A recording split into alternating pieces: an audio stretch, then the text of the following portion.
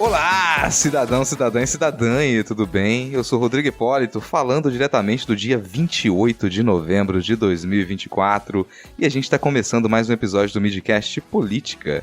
Aqui a gente debate os fatos que ocorreram na última semana e que influenciaram no cenário da política nacional, com muita informação, esperança e bom humor dentro do possível. E hoje esse é um programa especial. Esse é um programa especial porque eu tô aqui com pessoas convidadas representando um outro podcast. Então hoje são duas pessoas convidadas, né? Na minha bancada hoje eu tenho o prazer de receber os hosts do podcast Suposta Leitura. Então, por favor, se apresente pra gente. Vamos começar com você, Ana Raíssa Guedes. Olá, e em homenagem a nós, Rodrigo, que gostamos muito de Minas Gerais, estou tomando um checkmate enquanto gravamos. Estamos aqui querendo dar o golpe no patrão, né, que deixou o podcast na nossa mão, e a gente vê o quê? Falar de literatura em vez de falar de política. Mentira!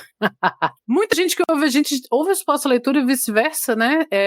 Nós chegamos ao episódio 200 e resolvemos dar uma pausa. Então estamos eu e Lucas aqui invadindo outros podcasts para falar de outras coisas, mas sempre falando de literatura. É o Midcast Leitura. Vamos começar hoje, gente. O Midcast Leitura. Que ótimo nome. E a Ana já chamou aí, então eu tô aqui. A gente tá aqui com o Lucas Mota, já é um habituê aqui do Midcast também, né? Uma pessoa de casa. E aí, como é que tá o clima? Aí você falando diretamente de áreas infernais, Lucas Mota. Coincidentemente tá quente pra caramba, entendeu? Tá um calor da desgraça aqui em Curitiba, né? Muito embora a referência do meu fundo seja mais pelo ambiente insalubre que é Curitiba, né? E eu já queria começar, já que a gente tá falando aí do Suposta Leitura, de literatura, já queria começar citando um dos maiores escritores de Curitiba, que é o Paulo Leminski, que ele tinha uma frase ótima para definir Curitiba, que é: beber em Curitiba não é alcoolismo, é legítima defesa. E nesse caso, se possível, uma bebida gelada. O povo que não tá enxergando aqui, gente, porque não apoia o suficiente para poder assistir às nossas gravações, é diferente de Laís de Moraes, que tá aqui com a gente, de Reni Barcelos, que estão acompanhando a nossa gravação. O Lucas, ele colocou ali um fundo agradável de um incêndio, de um fogo atrás dele, daí essa ideia. Mas olha, estamos aqui nós três, tá faltando, claro, muita gente querida nessa bancada, mas há justificativa para algumas ausências, pelo menos, não é, Ana? É sim, a nossa feirante, Thaís Kisuki, neste momento está em uma feira de quadrinhos, feiras de serviços gráficos, que é um lugar que ela está sempre envolvida, mas semana que vem, aliás, na outra semana, entre os dias 5 e 8 de dezembro, Thaís estará em São Paulo, na CXP, né, na mesa B33, e ela não só vai participar, né, nas mesas, como ela está na programação, no desenho ao vivo, no dia 7/12, sábado, às 18 horas, no Artists Valley by Bis, que vai ser apresentado pela Lorelei Fox. Então, se você é nosso ouvinte e vai estar na CCXP, vá lá gritar o nome de Thaís. Vamos lá mostrar ao mundo que Thaís é famosa. Então, se você vir Thaís, se você assistir Thaís, se você comprar de Thaís, grite o nome dela de longe. Grite Thaís Kisuki, eu te amo. Entre os dias 5 a 8, mesa B33, lá na CCXP. Isso aí. Fica o convite, quero ver a resposta depois, quero ver se o pessoal realmente compareceu. Comentem com a gente, marquem o Midcast, marquem Thaís Kisuki, tirem fotos com ela e depois postem nas redes. E a gente já vai começar o nosso programa com algumas atualizações aqui de notícias passadas, né? Mais um pupurri de notícias. Vamos começar com uma notícia boa. Porque a gente já estava ali na expectativa dos resultados das eleições no Paísito, lá no Uruguai, e o resultado é que o Amandu Orsi, que é da Frente Ampla, era o candidato apoiado, né, pela esquerda, e vamos chamar o candidato de esquerda, ele ganhou do conservador. Então a gente já tem o resultado da eleição e a gente tem a esquerda no poder novamente no Uruguai. Apesar do que a eleição no Uruguai, né, não é uma coisa tão quente quanto tem sido aqui no Brasil, na Argentina, em alguns outros países da América Latina, tem sido uma coisa um pouco mais amena, um pouco mais tranquila. Então, embora não tenha sido uma vitória super ampla, né, ele ganhou ali com 49,3% dos votos, e o Álvaro Delgado, que era foi o candidato derrotado, ele ficou com quase 47% dos votos. Então é uma vitória que que ela é óbvio significativa, mas ela não é tão ampla assim, sem trocadilho com o Frente Ampla. Já foi parabenizado pelo Lula, e como vocês veem aí essa nova fase agora do Uruguai, se vocês têm algum comentário com isso, pretendem visitar o Uruguai proximamente? Eu fui ao Uruguai quando o Mujica ainda era presidente. Gente, o Uruguai é tudo, que lugar ótimo. Mas tinha pouco brasileiro, né? Depois o brasileiro inventou de, tem que ir para o Uruguai, vamos fugir para o Uruguai. Aí vocês já sabem, que o brasileiro fora do Brasil, ele tem um comportamento temeroso. Mas você falou que o Uruguai não tem eleições tão quentes ou tão ardidas. Para a sorte deles, né? O Uruguai foi o país com menos casos de Covid na pandemia. O Uruguai foi um dos primeiros países a vacinar na pandemia. Então, assim, o Uruguai está no século 22. Tomara. Então, lá é um país sem grandes, ultimamente, né? Sem grandes chacoalhões políticos, assim. É um belíssimo país. E é o país de Eduardo Galeano, então toda sorte para o Uruguai. É um lugar onde a direita não parece tão golpista ou tão extrema-direita ultimamente, né? Então que se conserve assim. Eu tenho muita vontade de conhecer o Uruguai, nunca tive a oportunidade, né? Por enquanto não tenho planos no futuro próximo, mas vontade não falta, hein? O Uruguai é um lugar que me desperta muita curiosidade e muita simpatia também. É um país que acho muito interessante de se conhecer. Isso aí, cara. Olha, do jeito que a coisa tá andando, o Uruguai daqui a pouco vai ser um dos países, um dos poucos países na América Latina que a gente vai poder falar, vou pra lá com tranquilidade, né? E isso não é porque tá com uma esquerda no poder agora, não. Vamos ver como é que vai ser essa fase, né? Uma nova fase na política uruguaia também, depois de uma longa fase em que a gente teve ali papel do Tabaré Vázquez, e agora o Mujica já no finalzinho da vida também. Então a necessidade de constituir novas lideranças de esquerda e novas lideranças de centro e centro-direita também. Tem muita expectativa de como vai ser essa nova fase da política uruguaia, como é que essa esquerda vai se comportar daqui pra frente. Porque o comportamento da esquerda é o tópico da nossa próxima notícia, né? A gente parece que não pode ser feliz, não pode comemorar que algum esquerdista ele suba ao poder porque, bom, o homem vai fazer omisse, né? E o presidente do Chile, Gabriel Boric, ele foi denunciado por assédio sexual. Confesso que eu não vi os detalhes da notícia, mas aparentemente é a segunda denúncia de assédio contra o Boric, e essa teria sido feita em setembro, mas ela só veio a público agora, e foi aberta uma investigação pelo Ministério Público lá do Chile. Como é que vocês avaliam a repercussão dessa notícia e o comportamento das esquerdas no poder na América Latina? Não dá, né, bicho? Aparentemente a segunda denúncia, são denúncias da época que o Boric era recém-formado, então são denúncias que têm mais ou menos 10 anos aí, não foi agora, ao contrário de certos ministros, né, não são denúncias, bem, pelo menos até agora, o que apareceu, porque a gente sabe que esse tipo de comportamento é serial, né, então esperamos que não apareça mais nenhum, porque não exista mais nenhum, mas eu acho improvável, e a gente conversou sobre isso um pouquinho aqui, quando a gente falou da primeira vez das denúncias contra o Silvio Almeida, que quando a gente lembra da frase do John Lennon, que às vezes parece tão batida, né? De que a mulher é o negro do mundo, a gente vê que ela, infelizmente, ainda é muito recente, assim, não adianta, assim, a esquerda não é um lugar seguro para as mulheres. A gente está sempre discutindo as coisas, mas mudar esse tipo de comportamento é mais difícil, ainda mais quando se fala de mulheres.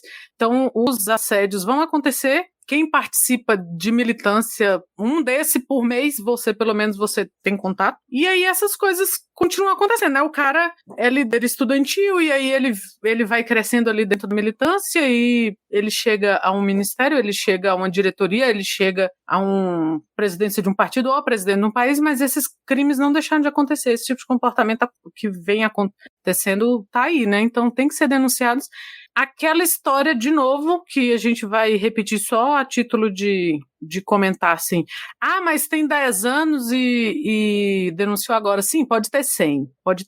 Algum motivo essas pessoas têm, essas mulheres têm para denunciar só agora. A gente sabe que uma denúncia puxa a outra, então, infelizmente, eu não acho que serão as únicas. De novo, porque esse tipo de comportamento é serial. Não adianta torcer para não ser verdade, né? Porque a mídia ainda diz que, suposto assédio e tal, mas a gente sabe que é só uma forma de você dar ampla defesa para a pessoa, mas que provavelmente foi assédio mesmo. É tristíssimo. A esquerda ainda não é um lugar seguro para mulheres. não parece que vai ser por algum tempo. Então, assim, se for para denunciar os camaradas, denunciem. Se puder pegar de porrada também, melhor. Eu não conheço profundamente o caso do Boric, mas, assim, é um desastre, né? É sempre um desastre. Esse não é o caminho, não é isso que a gente quer, não é para isso que a gente luta, entendeu? Não é dessa forma, porque isso aí, cara, sabe, tem um amigo meu que fala isso, assim, é o cara que é de esquerda até o meio-dia, daí da 1h da tarde pra frente, aí não precisa, né? Não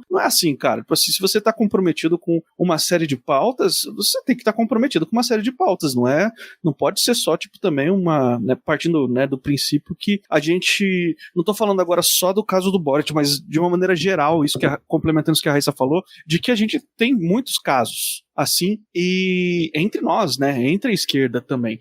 Então, a gente tem que entender que não podemos ser minimamente tolerantes para esse tipo de coisa, né? Uma coisa é você esperar os procedimentos de investigação, dar o direito de defesa e tudo mais. Outra coisa é você fingir que isso não é importante, fingir que isso aí não é uma parada que a gente precisa se posicionar. Precisa sim, a gente tem que entender que o cara, né, ou a mulher, ou quem quer que seja de nós, da esquerda, que vai se levantar para ocupar uma cadeira de poder, de representação do povo, e que vai ajudar, vai representar a gente na hora de conquistar certas lutas que são historicamente muito, muito importantes e que a gente está tendo uma dificuldade muito grande aqui na América Latina de alcançar, de conseguir, a gente tem que entender que essa pessoa que vai se dispor a isso, ela precisa saber que nós não vamos fazer concessões, entendeu? Ela precisa saber que não vale a pena ela ter uma vida dupla, não vale a pena, entendeu? Se ela tem esse passado, e uma coisa que a Raíssa falou que é legal, você, aconteceu 10 anos atrás, não importa, foi denunciado agora. Isso presume-se que este assunto não foi devidamente resolvido, entendeu? Esse cara não foi devidamente responsabilizado, a vítima não foi devidamente acolhida, é um problema que não foi cuidado, entendeu? Não foi resolvido. Então, assim, tá aparecendo agora, assim, se tivesse sido resolvido, entende? Não estaria tendo denúncia nenhuma, certo? Se tivesse sido uma coisa assim que, realmente foi um deslize, mas de lá pra cá aconteceu isso, a vítima foi cuidada dessas formas, ele foi responsabilizado, pagou pelos seus crimes dessas formas aqui, de lá pra cá ele se envolveu de uma forma diferente na luta, dessas formas aqui, não tem isso. O que tem é o cara que fez merda lá atrás, varreu pra debaixo do tapete e agora, entendeu? Isso não pode ser aceitável entre a gente, porque é justamente por ter sido aceitável por muitos e muitos anos que a gente tem um monte, entendeu?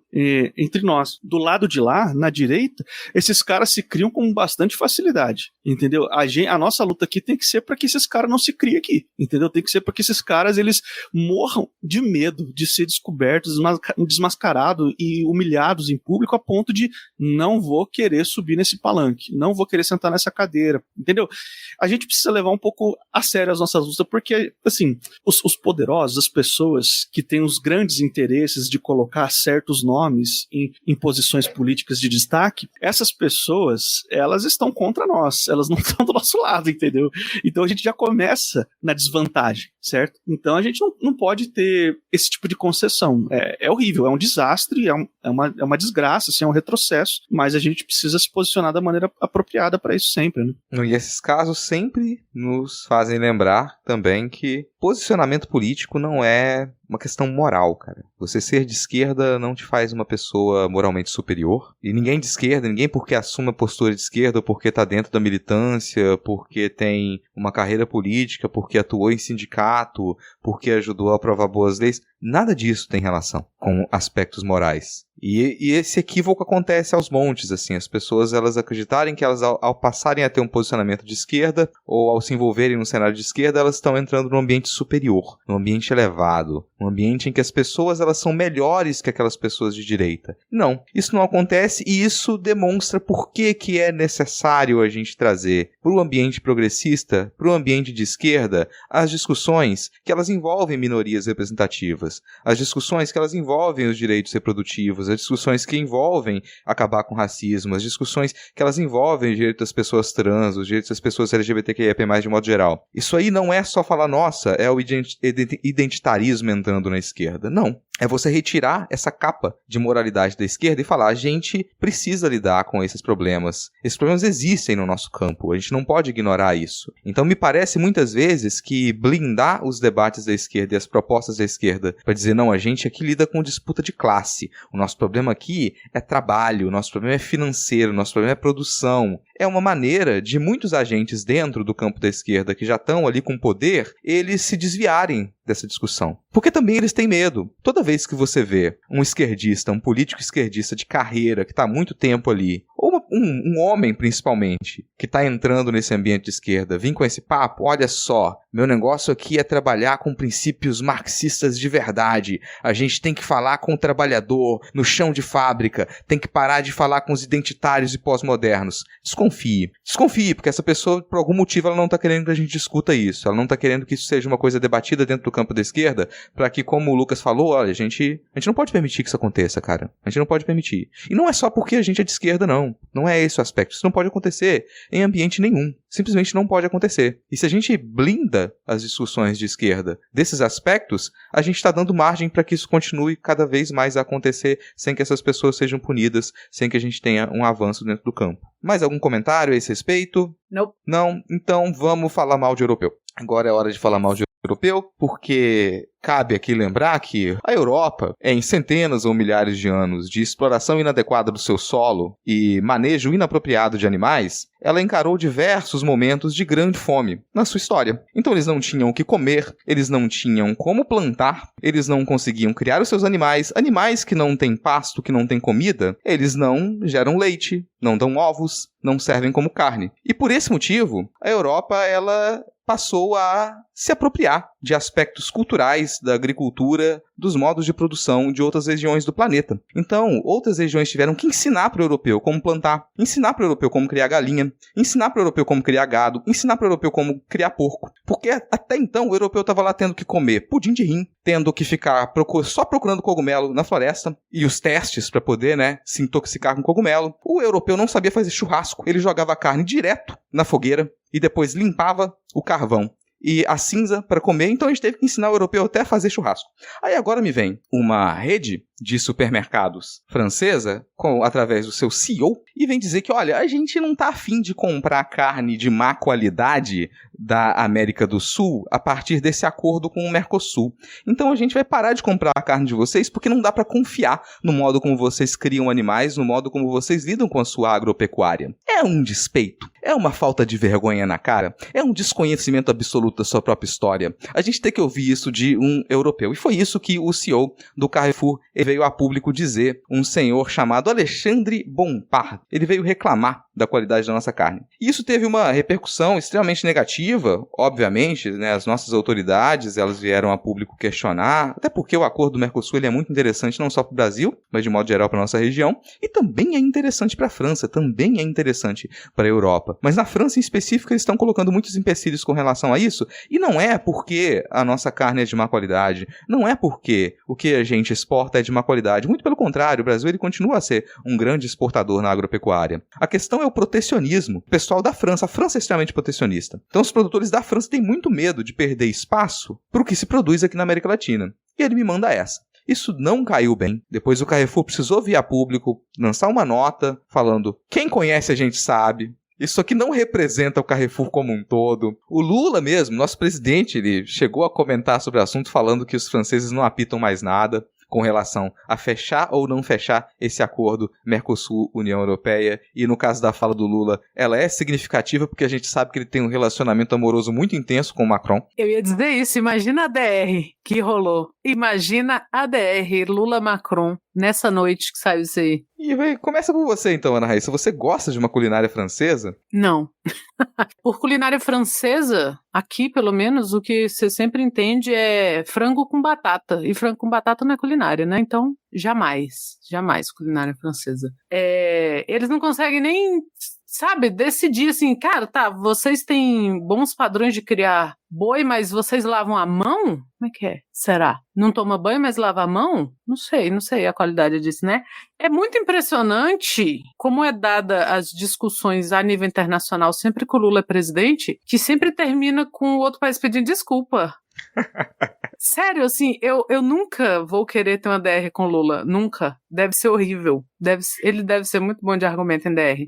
E assim, foi aquela desculpa do meu Deus, não queríamos ser interpretados dessa forma, como você falou. Mas não é de hoje, assim. As notícias geralmente sobre a França dão a entender não, eles deixam bem claro que o lance deles é o protecionismo com o próprio mercado e com os próprios agricultores, que do ponto de vista francês nem tá errado, porque tem o que lá? 100 agricultores? Né? Não é um país muito grande. Mas não dá para competir com o Brasil quando você fala, né? Você vai falar a nível de exportação. E não tem porquê nós estarmos neste país em que o agro destrói tudo, em que o agro está ativamente trabalhando pelo fim da vida humana, pela extinção da nossa espécie, e a gente comer boi francês. Porra. Então, é tratar o Brasil muito como celeiro, que não é também uma coisa que essas multinacionais não façam, né? Sempre fizeram.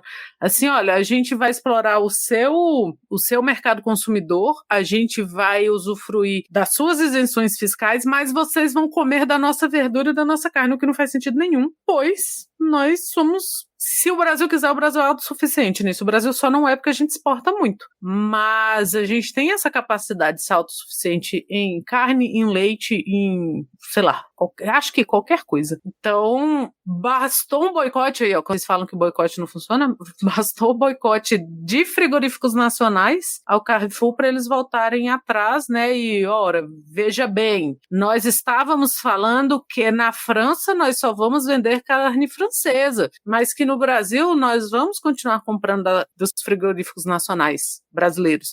Mas não foi isso que eles tinham dito. Eles falaram, eles voltaram atrás dado o backlash, né? O que tá certo também. Então, aí pediram desculpas.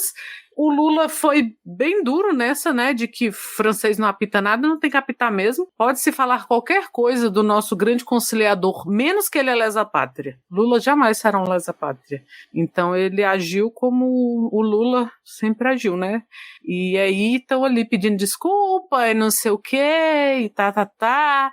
Tomara que tenha um prejuízo. Eu gostaria muito, mas não vai acontecer. Agora já sou eu entrando aqui no campo da desgraça, assim, que os frigoríficos não voltassem atrás e deixassem o Carrefour morrer à míngua, né? Mas não vai acontecer, mas era o que eu queria. Essa história eu achei maravilhosa. Eu só queria dizer que eu acho, assim, foi muito bom. Foi, sei lá, a primeira vez na minha vida que eu me lembro de ter ficado do lado do agro em alguma questão, tá ligado?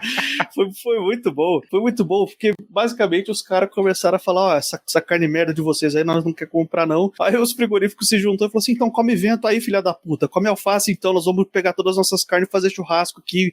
Come lesma, o Brasil gosta de churrasco. Porra.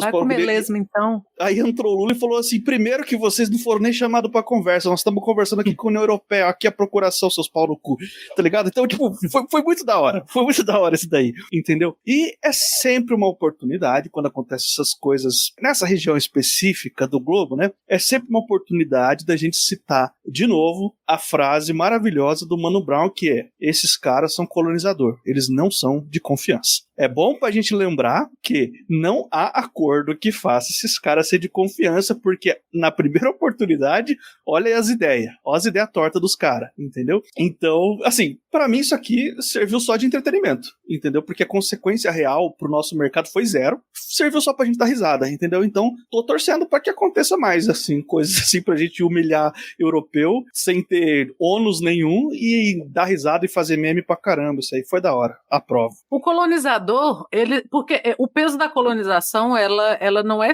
um peso físico, né? Você pega, sei lá, Portugal antigamente, né? Muito antigamente, o próprio Reino Unido e a França, e com exceção dos Estados Unidos agora, esses países são fisicamente muito pequenos e eles esquecem o tamanho do Brasil. Então, por mais que nós não sejamos a potência mundial que a gente tem capacidade de ser, é gente pra caralho, sacou? É muito frigorífico te boicotando se você resolve. E eles não medem a nossa capacidade de, inclusive, abraçar o agro se é pra sentar o pau em europeu, né? Mas só de vez em quando. É só igual chamar o PCO pra bater no MBL. Só isso. É isso aí, cara. Sem mais comentários além do de vocês. Aliás, mais um. Nunca comprei carne no Carrefour. Nunca. Nem eu, acho um horror. E nem nunca comprarei. E agora também nunca comprarei. Carne e ovo. Jamais, não sei. Não gosto de Carrefour. Não consigo. Assim, muito bagunçado. É um negócio que não entra na minha cabeça. Até porque Carrefour, difícil ir, né? Tem um supermercado do seu bairro ali. O supermercado do meu bairro é o Carrefour. Pô, mas você também tá numa cidade desagradável, né? Convenhamos. Mas não tô, não. É agradável? Muito agradável, né? Muito. Ótima cidade. A melhor cidade do Brasil é Brasília. Não vou discordar de você agora. Mas assim, na maioria das cidades brasileiras, agora. Na maioria das capitais, você vai ter ali um açougue próximo de casa, uma vendinha, um supermercado menor, né? E que eu acredito que é onde normalmente a maioria das pessoas faz as suas compras ali também, né? E isso mostra a pequenez do Carrefour diante do cenário brasileiro, pensando no que vocês comentaram agora, que o povo se esquece da extensão do Brasil, de como que a gente é variado e de como que sim, a gente se autossustenta para além da gente pensar numa política mais extensa de exportação e importação. Na prática, a gente tem muito negócio local.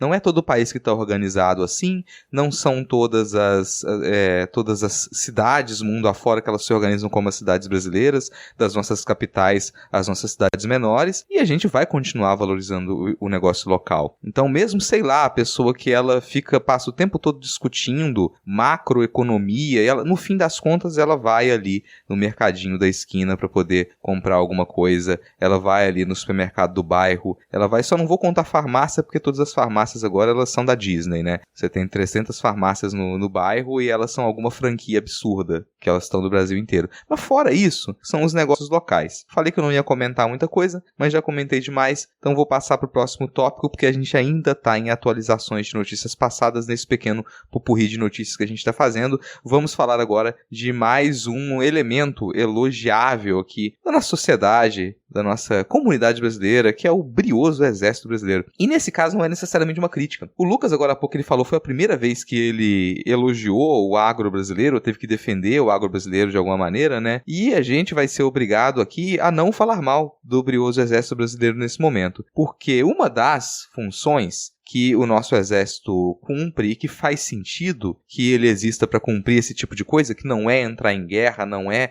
proteger a soberania nacional contra um inimigo interno, é cuidar da Operação Carro-Pipa no nosso semiárido. Então é o Exército Brasileiro que cuida dessa operação, que distribui água em regiões que estão sofrendo com a seca. Isso precisa ser pensado todo ano. Todo ano você precisa de um planejamento, você precisa de verba para que se leve carro-pipa a algumas regiões do nosso semiárido, só que nesse caso faltou dinheiro, estava faltando. Na última sexta-feira, dia 22, foi paralisada a operação carro-pipa nos estados do Piauí, do Rio Grande do Norte, da Paraíba, Pernambuco, Alagoas e Bahia. Então você paralisou isso porque faltou verba. Faltou verba em que proporção? A gente pensa no orçamento para a Operação Carro-Pipa em 2024, estava em 696 milhões de reais. Desses 696 milhões de reais, até outubro já tinham sido empenhados 508 milhões, mais 108 milhões que eles estavam inscritos em restos a pagar. Ou seja, estourou ali o orçamento que se tinha, mas não sei, talvez porque a gente tenha um governo que ele age rapidamente. Isso na terça-feira, isso paralisou no dia 22. Na terça-feira, dia 26, o Ministério da Integração e Desenvolvimento Regional, ele liberou ali mais 1 bilhão e 25 milhões para poder continuar essa operação, então ela já foi retomada. Não é uma crítica ao Exército Brasileiro, estão lá cumprindo o que foi necessário, também não é uma crítica ao governo, porque o governo foi lá e solucionou o problema, é uma notícia esquisitíssima dela ter colocado na pauta, porque aparentemente a gente não tem nada para falar mal. Eu acho que ninguém, absolutamente ninguém vai discutir a importância de você ter água potável, né? Acho que dá pra entender que tem um certo nível de prioridade você ter um pouco de água potável em todo lugar, né? Pra todas as pessoas. Não sei, a gente tá passando por momentos tenebrosos aí, que a gente tem que ficar lembrando que a Terra é redonda. Não sei se a gente tem essa necessidade de ficar falando que levar água potável pra todo mundo é importante, né? Mas, de todo modo, que bom que foi resolvido. Foi resolvido relativamente rápido, né? Gostaria que algo fosse feito para que esse tipo de coisa não se repetisse, porque é um tipo de coisa que não pode ser interrompido de forma alguma. Se é para ter alguma crítica, é essa. Assim, que providências sejam tomadas para que isso não se repita nunca mais, porque é um negócio que não dá para ficar sem.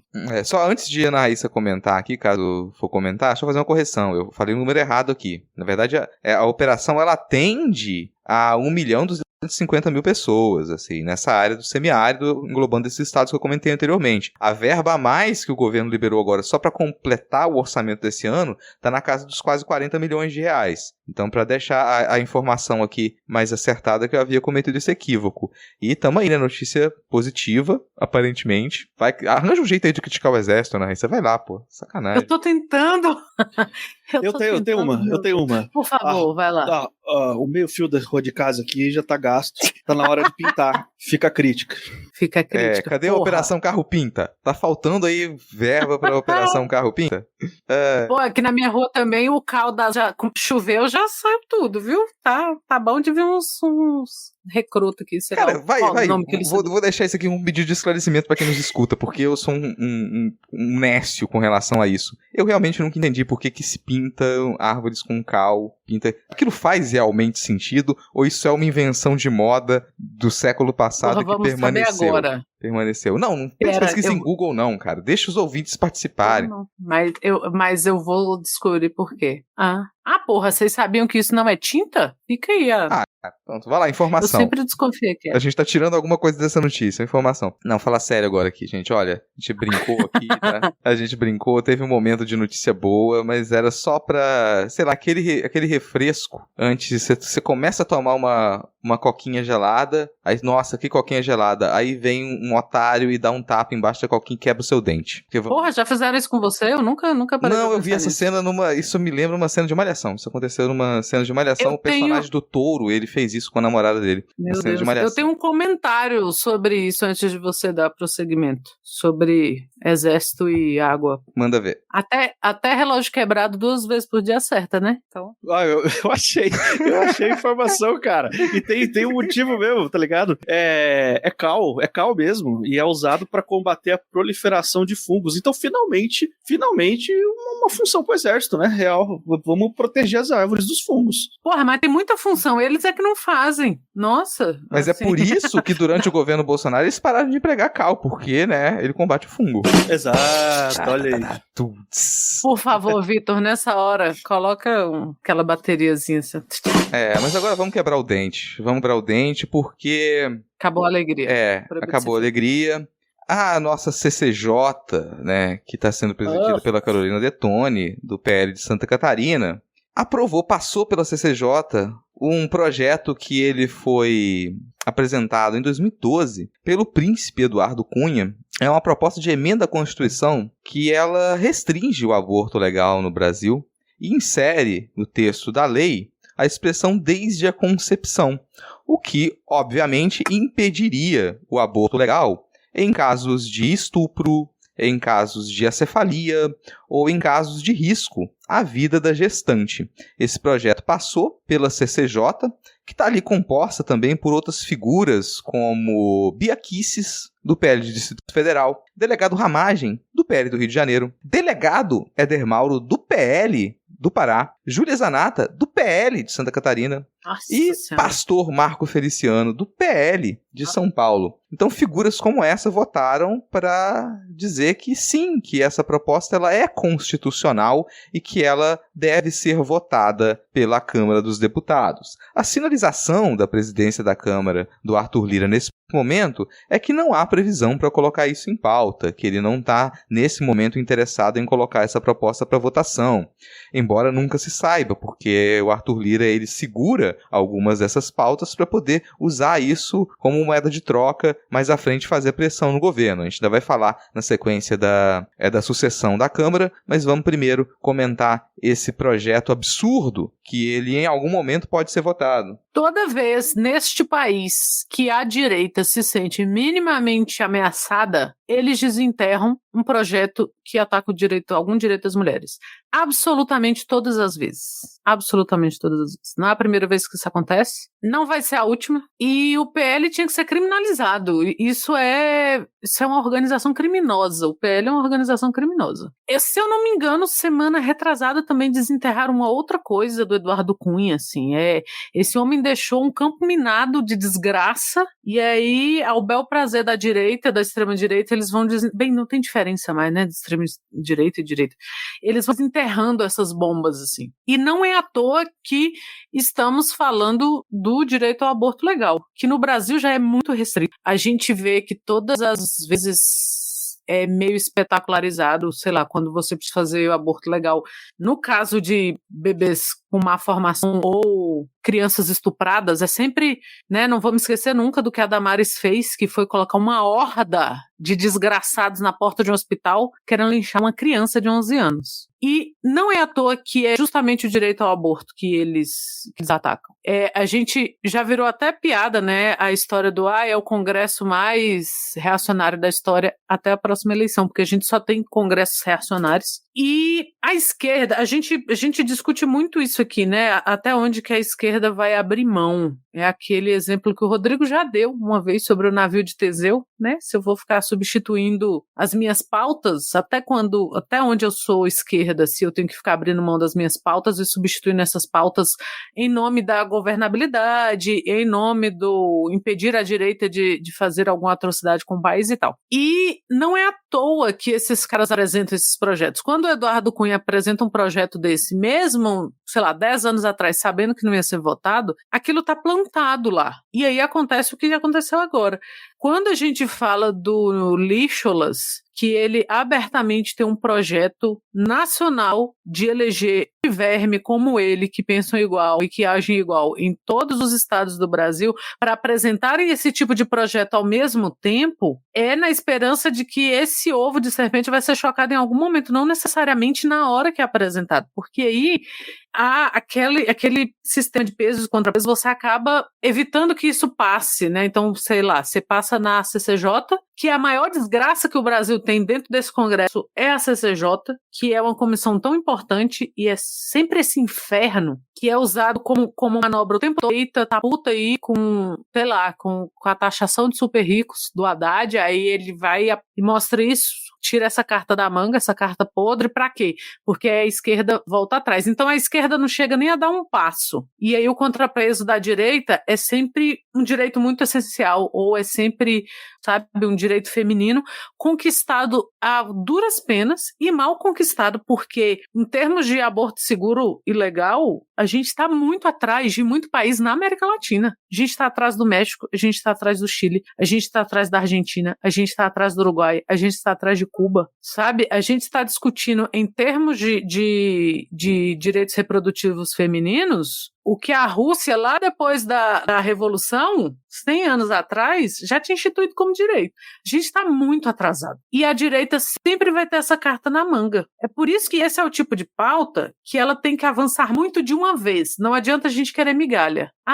Vamos só garantir aqui que não se perca esse direito. Não, a gente tem que garantir o direito absoluto ao aborto em todas as condições, para ver se a gente consegue 25%, 10% daquilo. Então a gente tem que pedir lá em cima para ver se a gente consegue um pouco. Porque se a gente continuar pedindo migalha, essa migalha vai ser usada o tempo todo como contrapeso da direita. E é sempre um direito feminino, assim. Vocês vão enjoar de me ouvir falar aqui. É sempre um direito feminino que é rifado. Sempre. E aí, em nome da governabilidade, de não perder direitos, de não... de blá, blá, blá, vamos rifar esse direito aqui. Os 3 ou 4 momentos que a nossa lei permite, mal e porcamente, que seja feito o aborto, né, legalmente, no hospital público, bababá, a gente não perdeu, e já há muitos anos, sei lá, desde 1988, que vem tentando tirar isso da gente, a gente não perdeu. Na teoria, na prática, você tem médicos que não fazem, e eles se recusam a fazer. Na prática, você tem, e mulheres que vão ao médico sabem disso, você não tem direito, sei lá, a fazer um procedimento para evitar a gravidez, sei lá, o que é chamado de ligadura de trompas, porque a quantidade de evangélicos nos grupos, nas equipes médicas é muito grande e você não consegue fazer. A quantidade de médicas, mulheres, que cuidam de mulheres e que se recusam a fazer um aborto seguro ou a fazer qualquer outro procedimento já existe, porque elas são evangélicas, porque elas são de direita, e elas não fazem, e elas se recusam, o que é crime, é literalmente crime, um médico evitar, sei lá, salvar a sua vida. E eles abrem mão, e elas, inclusive, tem, sabe, a quantidade médica é muito grande nessa. E é sempre um direito feminino que está sendo rifado ali. Pode saber, assim, eu não sei nada, saí de debaixo da pedra ontem, não sei nada sobre o Brasil, e eu leio uma notícia dessa, estão tentando barrar o direito ao aborto no Brasil. Pode ir atrás que a direita está insatisfeita com algum passo que a esquerda deu. E às vezes nem um passo tão grande assim. Pô, essa notícia é uma, né, enfim, melhor estilo desgraça mesmo, né, cara? Mas assim, por que essas paradas, eles usam isso daí como estratégia de seja lá o que for, assim? Porque isso aí cola, né? E agora eu vou falar especificamente do povo evangélico brasileiro, que é a minha origem. Eu fui criado em lar evangélico, então eu conheço muito bem esse ambiente aí, tá ligado? E assim, eu não quero ficar sendo redundante, porque eu acho que a Raíssa já falou muito bem, já comentou muito bem essa notícia, mas eu queria falar que existe uma parcela pequena, mas existe, de evangélicos que são mais progressistas e que estão tão revoltados quanto a gente com essa parada. Só que eles estão muito silenciosos, pro meu gosto, entendeu? Então eu queria convidar essa galera que por um acaso possa estar ouvindo a gente aí, gente, pelo amor de Deus, entendeu? Porque fica parecendo que é simplesmente, entendeu? Essa narrativa cola demais dentro de igreja, bicho. É um ambiente que eu cresci, que eu nasci, fui criado, tá ligado? Eu sei como é que funciona a cabeça desse pessoal aí, entende? Eu sei quando que, sei lá, eu já, isso que eu vou falar agora não é um relato que foi contado a mim. Eu testemunhei dentro de um ambiente religioso um cara que subiu lá na frente, pegou o microfone para fazer, entre aspas, uma pregação, e ele contou a história de quando ele perseguiu uma garota no Rio de Janeiro que estava a caminho de fazer um aborto legalizado, em condições legalizadas, e ele foi o tempo todo constrangendo ela, tentando convencer ela a desistir, e quando chegou em frente à clínica, ele arrancou o RG da mão dela e jogou fora, para ela perder e não conseguir ser atendida. Ele contou isso, assim, como se fosse um grande ato da parte dele, no sentido de salvei uma vida hoje, sabe? Essa criança vai nascer em paz. E ele foi recebido de forma muito elogiosa pelo público que estava assistindo, como se realmente você fez um sacrifício legítimo aí, você perdeu o RG dela, você ganhou um tempo, e esse período que ela vai ter que tirar uma segunda via do RG é o tempo que ela vai ter para pensar direito nas consequências das ações dela, e talvez ela desista. Entende? Essa galera bate palma pra esse tipo de estratégia, de você sair jogando RG dos outros e constrangendo pessoas aí, pessoas, no caso, mulheres, moças aí, né, a não fazer, mais uma vez, um aborto legalizado. Né? Não que ela não tivesse direito de fazer qualquer tipo de aborto que ela quisesse, né, porque é o corpo dela. Mas nesse caso, não tem nem a barreira da lei, porque era um contexto legalizado, com a RG na mão, indo para uma clínica para ser atendida, entendeu? Tipo assim, todos os procedimentos da lei estavam do lado dela. E aí ela ainda assim teve isso negado por causa de um fundamentalismo religioso. Então, evangélicos, progressistas, por favor, se façam ouvir também, porque nessas horas é muito importante que vocês se distanciem dessa galera. Nessas horas é muito importante que a voz de vocês seja ouvida e falar assim, olha só, a gente não compactua com isso também, nós estamos revoltados com isso também, a gente não defende isso daí também, então façam a voz de vocês serem ouvidas também, entendeu? Porque tá fácil demais, entendeu? Pros crentes falar o que quiser sem ter qualquer tipo de contestação entre eles mesmos, entende? Então, façam a voz de vocês serem ouvidas, por favor. Eu sei que vocês existem, eu sei que vocês não são maioria, eu sei que vocês são poucos, mas vocês existem. Então, por favor, se manifestem nesses momentos,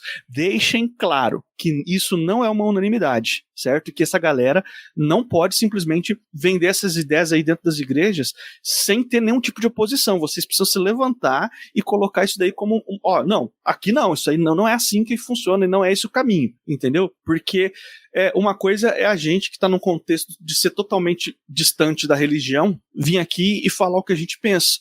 A nossa fala tem um peso muito diferente e muito distante. Vocês fazem parte, em teoria, da mesma religião dessa galera. Então, a fala de vocês tem um outro peso. É uma outra diferença. A gente precisa da voz de vocês nesses momentos também, certo? Muito bom, cara. concordo plenamente com tudo que foi dito. E essa última fala do Lucas me lembra uma reclamação, porque assim, é cansativo, é muito cansativo. O editorial, né? As esquerdas devem fazer o quê? E aí sempre vão ensinar como que as esquerdas devem fazer, e as esquerdas devem aprender a dialogar com a comunidade evangélica. E há essa cobrança constante. Eu não estou dizendo que a gente não deve aprender a dialogar com... A gente tem que aprender a dialogar, a gente tem que formar base. Agora é cansativo que essa cobrança ela sempre venha no sentido de, olha, vocês que não são evangélicos, vocês têm que aprender a dialogar com os evangélicos. Que tal, né? Essa proposta que o Lucas trouxe, assim. Que tal a gente ter um movimento, uma cobrança maior nesse sentido também? Falando nessa cobrança, já puxo o nosso último tópico dessa atualização de notícias passadas, falando de um evangélico progressista, que é o pastor Henrique Vieira, que é vice-liderança do governo, é vice-líder do governo, e que vai ser a única candidatura para bater de frente com a candidatura do Hugo Mota, do Republicanos, da Paraíba, para a sucessão da Câmara dos Deputados no próximo mandato. Essa votação ela vai acontecer para fevereiro do ano que vem, fevereiro de 2025. É para lá que está marcada as 2 rodadas dessa eleição. A probabilidade do Henrique Vieira ele ser eleito, ela é mínima, quase nula, mas é uma tradição do PSOL manter uma candidatura, ter uma outra possibilidade, porque do contrário seria uma candidatura única do Hugo Mota, do Republicanos, que é a indicação ali, é o escolhido pelo Arthur Lira. Então a expectativa é que haja uma continuidade do modo Arthur Lira de ser, o que significa rasgar, pisar e botar fogo no regimento. O regimento da Câmara atualmente ele é o que dá na venta do Arthur Lira. E, para nossa tristeza, essa candidatura do Hugo Mota, ela tem um apoio generalizado. Então a gente já tem ali um bloco de quase 490 deputados, que inclui o PT e o PL. PT e PL em conjunto apoiando aí a candidatura do Hugo Mota. É uma imunidade ao aprendizado? É uma incapacidade de criar novas resistências dentro da Câmara, de constituir uma articulação que ela seja sólida, voltada para o campo progressista que o PT ele demonstra? Ou é simplesmente porque o homem é forte em Brasília? Me dá um asco qualquer coisa que tenha passado pelas ventas do Arthur Lira.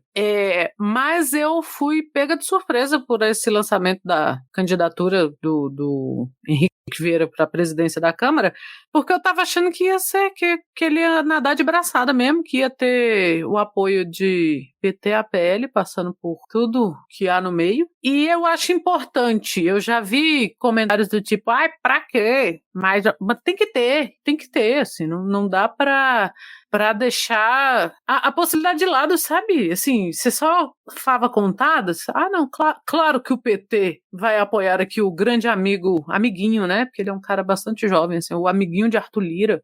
Porra, pelo amor de Deus, assim. Então, mesmo que sejam nulas as possibilidades, é uma candidatura que tem que aparecer. Que bom que o pessoal fez essa frente, né? Deu essa carta aí.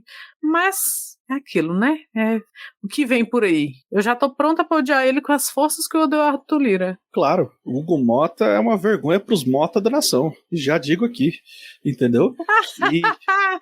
Depois de Paulo Guedes, vem aí. Mas eu acrescento que eu acho muito mais honrado, muito mais válido você perder com dignidade do que você ganhar comendo bosta, entendeu? Então acho legal essa postura aí do pastor Henrique Vieira de falar, não, peraí. Provavelmente vou tomar uma surra, mas eu prefiro essa surra do que ficar do lado do vencedor nessas condições que estão colocadas aí. Então, é digno e eu consigo respeitar esse tipo de estratégia, esse tipo de posicionamento aí. Concordo com o Rodrigo, teria que acontecer alguma coisa muito extraordinária para a gente ter um resultado diferente do que o nome indicado pelo Lira, né, para ser o sucessor. Mas, enfim, a gente tá aí no território do realismo mágico, né? Então, América do Sul, América Latina, enfim, a gente tá cheio de histórias insanas acontecendo. Esse podcast basicamente existe por causa de um monte de histórias insanas acontecendo todas as semanas nesse país, então só termina quando acaba, né? Então vamos ver como é que vai ser essa votação aí.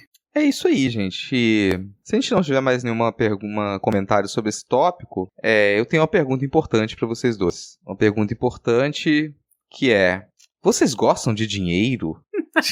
Da onde essa pergunta? Olá, eu gosto de dinheiro. O Lucas não, que o Lucas é punk. O Lucas não, o Lucas é punk. Eu não gosto de dinheiro, eu só gosto das coisas que eu posso comprar com ele.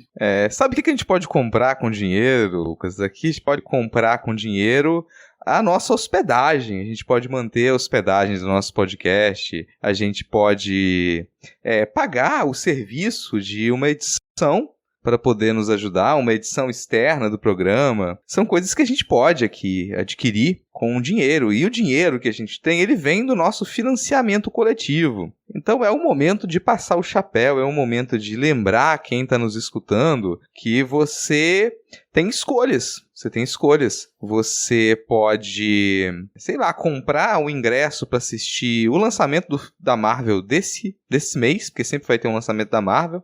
Vai ter algum lançamento da Disney.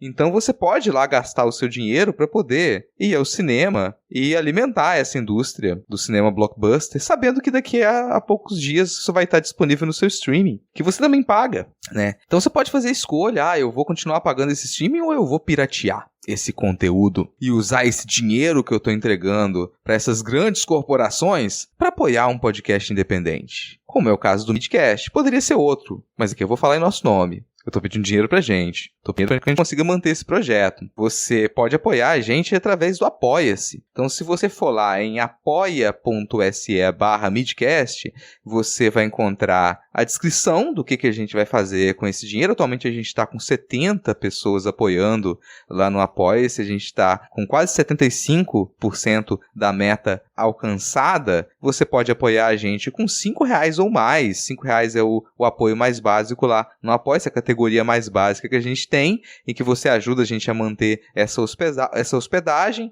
Com R$10 você pode ajudar a gente mais na continuidade desse projeto, e aí você já começa a ter alguns benefícios. Acima de R$20 você tem o seu nome lembrado aqui no final de cada episódio. Com R$50 ou mais você pode assistir aqui a nossa gravação ao vivo. Você vai receber o link dessa chamada na qual a gente está fazendo a gravação e fazer os seus comentários aqui junto com a gente, que às vezes a gente consegue trazer os comentários, como os comentários do Reni Barcelo e da Laís de Moraes, que estão aqui assistindo a gente nesse momento, para fazer parte dessa conversa com a gente. Então são possibilidades. Ou você pode pagar mais de R$100. R$100 ou mais, que aí é uma categoria chamada Ministério do Amor. E ali, além de você demonstrar que realmente ama a gente, ao ponto de você ama a gente mais do que você ama a Marvel, você ama a gente mais do que você ama a Netflix, você ama a gente mais do que você ama a Globoplay, você ama a gente mais do que você ama a batata frita. Então você vai apoiar a gente com mais de R$100 por mês,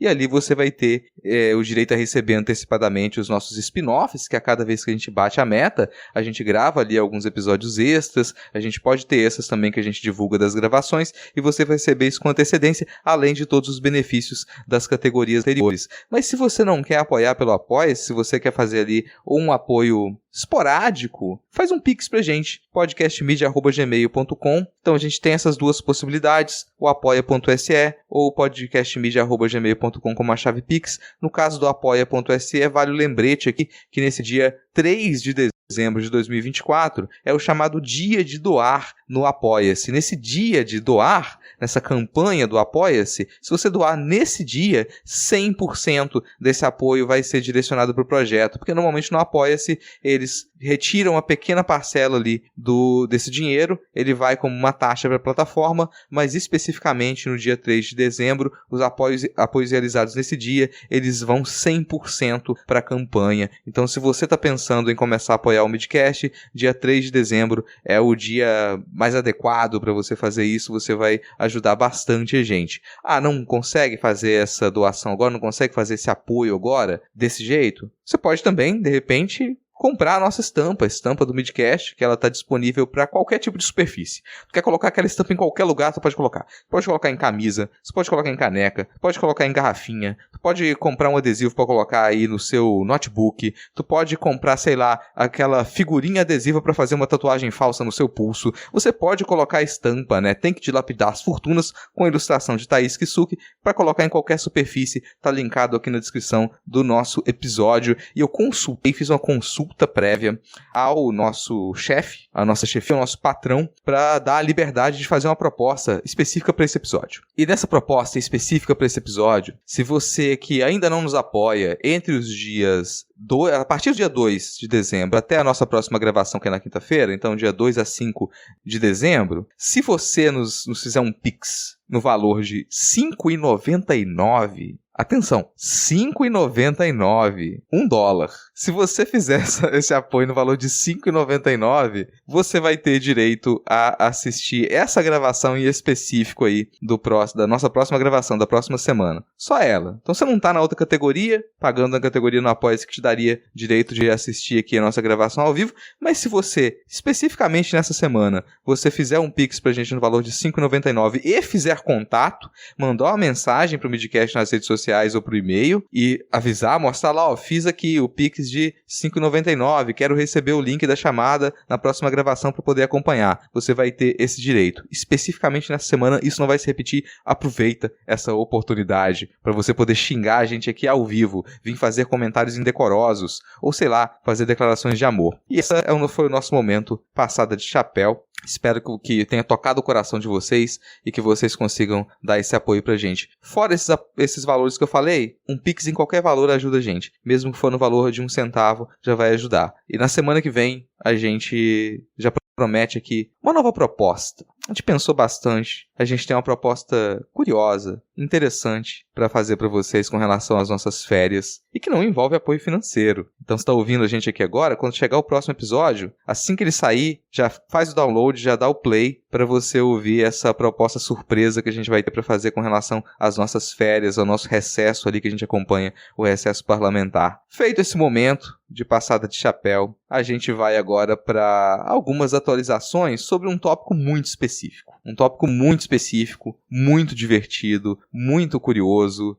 Foi um momento das últimas semanas, que é esse complexo planejamento, esse planejamento rico, sólido, esse planejamento robusto de um golpe de Estado com o assassinato do Lula, do nosso camarada Alckmin e do ministro Cabeça de Piroca, que não se concretizou, que não aconteceu, por alguns motivos. A gente já comentou bastante sobre isso no nosso último episódio, e a gente tem mais alguns pontos agora que foram revelados, porque o Alexandre de Moraes ele derrubou o sigilo desse inquérito, então toda a imprensa ela teve acesso a esse pequeno volume de 900 páginas que compõe esse inquérito feito pela Polícia Federal. E a Polícia Federal, nesse inquérito, ela apontou o Bolsonaro como líder dessa organização criminosa que tinha por interesse dar um golpe de Estado a partir da eleição, a partir do segundo turno da última eleição, e que envolvia o planejamento de assassinato dessas figuras públicas. Esse plano ele não se concretizou supostamente porque a cúpula das Forças Armadas não aderiu.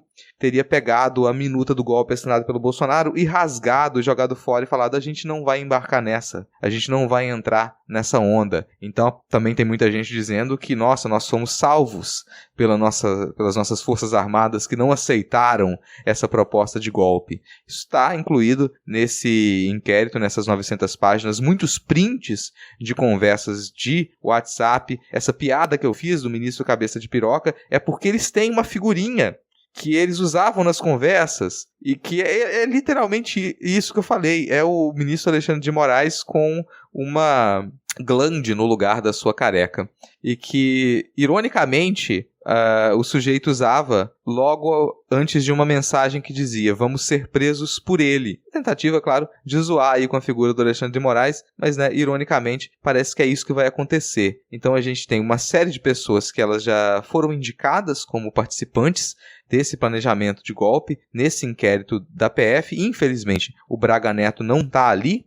E quais são os próximos passos? A partir agora da apresentação desse inquérito que foi enviado pelo Alexandre de Moraes para a PGR, para a Procuradoria-Geral da República, a PGR, na figura do Gonê, tem a possibilidade de pedir que se faça, se dê andamento a essa investigação, que pode gerar a condenação de algumas dessas 36 pessoas que estavam envolvidas na tentativa de golpe. No entanto, é muito provável que a Procuradoria-Geral da República, ela só apresente formalmente essa denúncia. Ainda não aconteceu a apresentação oficial de uma denúncia, tá, gente? Essa apresentação oficial de uma denúncia, ela é feita pela PGR. Então, a Polícia Federal fez um inquérito. A partir dessa investigação, se decretou a prisão preventiva de algumas pessoas, com o risco de se evadir ou de interferir nas investigações. Esse inquérito, ele foi enviado para a PGR e o Gonê, ele pode, ao que tudo indica, a partir de fevereiro de 2025, depois do recesso, ele fazer uma denúncia formal. Essa denúncia, ela pode aceitar integralmente as indicações que o relatório da Polícia Federal faz, então fazer uma denúncia por aqueles crimes que estão ali descritos, ou incluir novos crimes também. Ele pode incluir novos crimes e falar, isso aqui é pouco, o que esse pessoal fez é pior, então eu vou colocar mais aqui alguma listinha de crimes pelos quais eles podem ser denunciados. E aí sim, a partir dessa denúncia, a gente pode ter uma possível condenação do Bolsonaro e dessas outras 36 pessoas que estão incluídas nesse relatório. Aliás, a PGR, se não me engano, pode também incluir alguns outros nomes, se considerar que o relatório da Polícia Federal, ele abre margem para que figuras que elas estão ali citadas, mas elas não foram detidas ou elas não estariam de início sendo formalmente acusadas, que elas passem a fazer parte desse inquérito e também sejam formalmente acusadas. Mas a expectativa é fevereiro de 2005. Como é que vocês têm acompanhado esse momento aí da história do nosso país, esse momento do roteiro? O roteiro está divertindo vocês? Vocês têm acompanhado essas mensagens? Pararam um tempo para ler esse volume de 900 páginas, que é, sei lá, um primeiro tomo de uma grande saga de fantasia? É uma coisa curta para quem está acostumado a ler fantasia, né, Lucas? Cara, olha só, eu nunca na minha vida eu comprei tanto milho de pipoca aqui nessa casa, entendeu? Porque tá da hora pra caramba isso daí. Falou? O brasileiro precisa se divertir de vez em quando, entendeu? E é muito legal a gente conseguir ter provas materiais de um bagulho que a gente tá falando há muito tempo, que o Sargento Pincel e o Didi têm mais credibilidade do que esse exército aí, entendeu?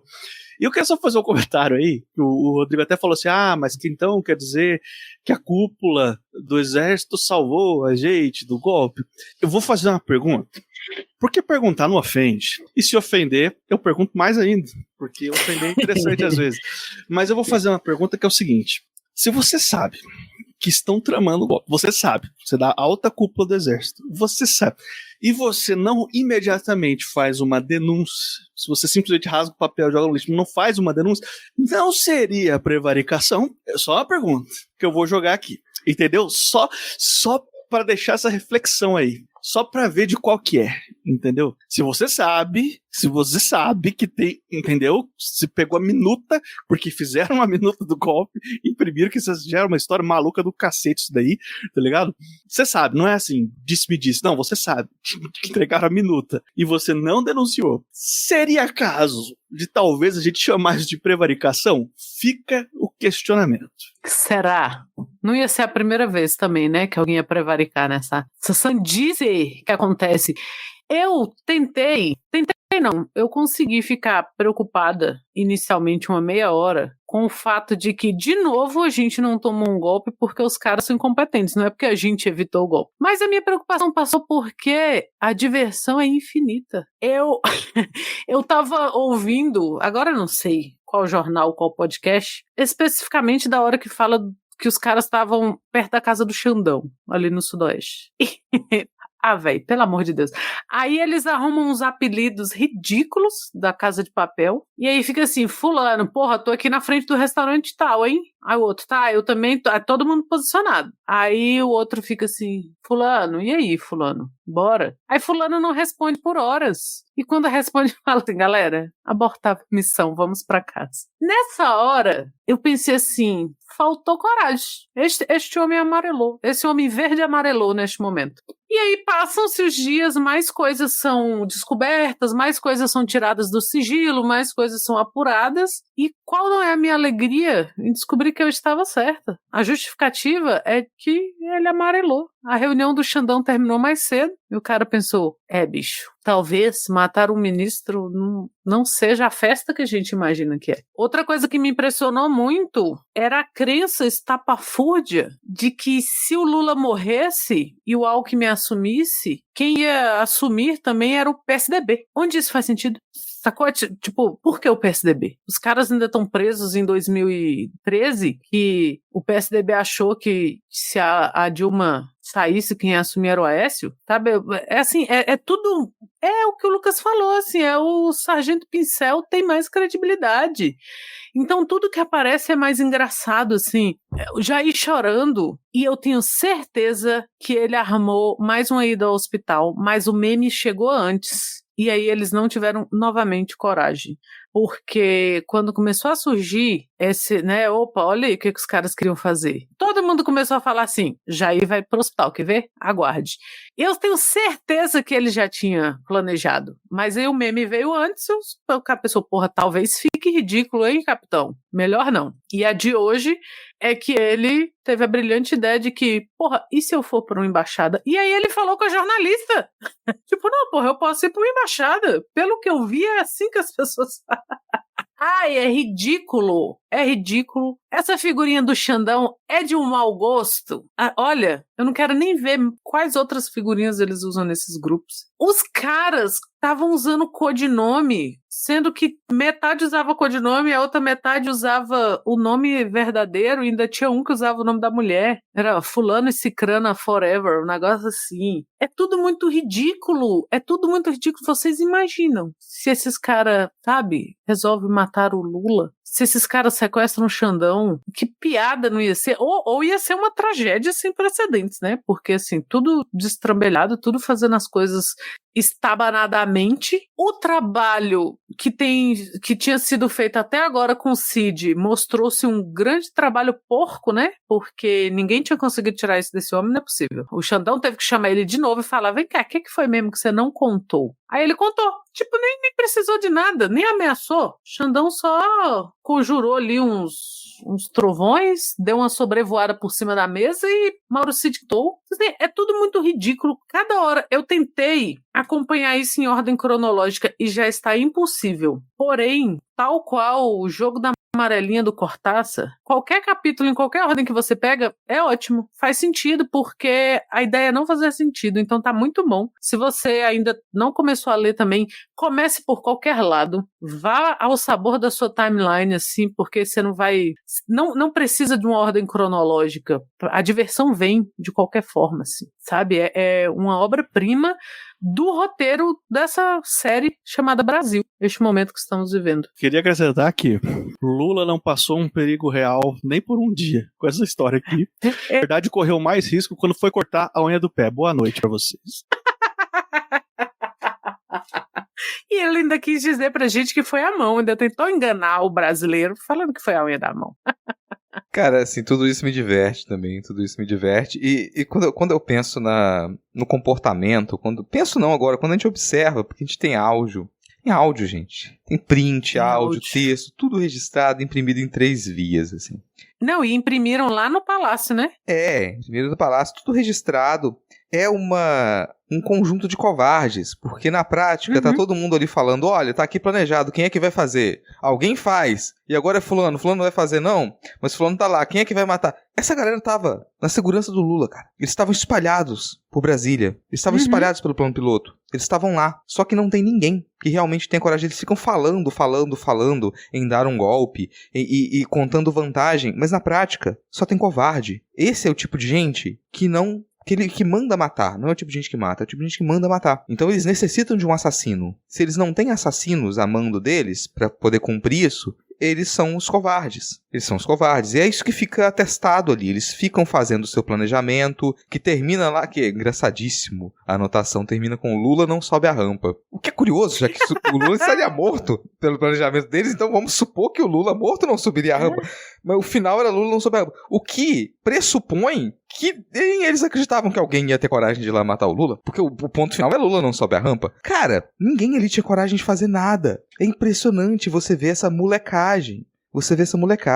É um sujeito de 40, 50, 60 anos. E só para até fazer um adendo aqui, uma justiça histórica, não são só essas figuras da extrema-direita no Brasil que são caricatas. Historicamente, todas as figuras da extrema-direita envolvidas com ditadura, essas figuras elas sempre foram caricatas, elas sempre foram vexaminosas, elas sempre foram um material muito bom para caricaturas. Então não é à toa que você pega a arte progressista em todos os períodos e você vai encontrar ótimas caricaturas dessas figuras ditatoriais de extrema-direita, porque eles sempre foram cafonas, eles sempre foram esdrúxulos, eles sempre foram pessoas estúpidas. E quando eu digo pessoas estúpidas, eu não quero dizer que eles não tenham tido formação, que eles não sejam graduados e doutores. Não, não é isso. Não quer dizer que eles também não conheçam a cultura do país no qual eles imputaram ditaduras. Eles são figuras estúpidas, burras em todos os sentidos. Figuras ridículas. Figuras que se prestam ao vexame. Então isso não é aqui um privilégio do cenário brasileiro. Você pode voltar em qualquer ditadura de direita e você vai ver como que essas figuras eram caricatas. Como que elas não tinham condições de estar em uma posição de poder, mas elas chegaram lá. E a gente continua com figuras caricatas e estúpidas em posição de poder atualmente. E a qualquer momento essas figuras elas podem se alçar à condição de realizar um golpe de Estado. Então esse é engraçado e a gente vê como que aquilo foi feito, mas por mais estúpido que seja, por mais mal planejado que seja, pode haver condições em futuros próximos em que esse mesmo ridículo que a gente viu desse planejamento do golpe, isso se efetivasse. Pode acontecer. Ele não precisa ser bem feito, ele não precisa contar com grandes cabeças, ele só precisa de um contexto adequado que essas figuras não conseguiram construir. Essas figuras elas implodiram a possibilidade, eles implodiram qualquer apoio interno e externo para que eles pudessem efetivar esse golpe. Então sozinhos eles não conseguem dar um passo adiante se eles não estiverem extremamente assegurados de que eles não vão ser presos.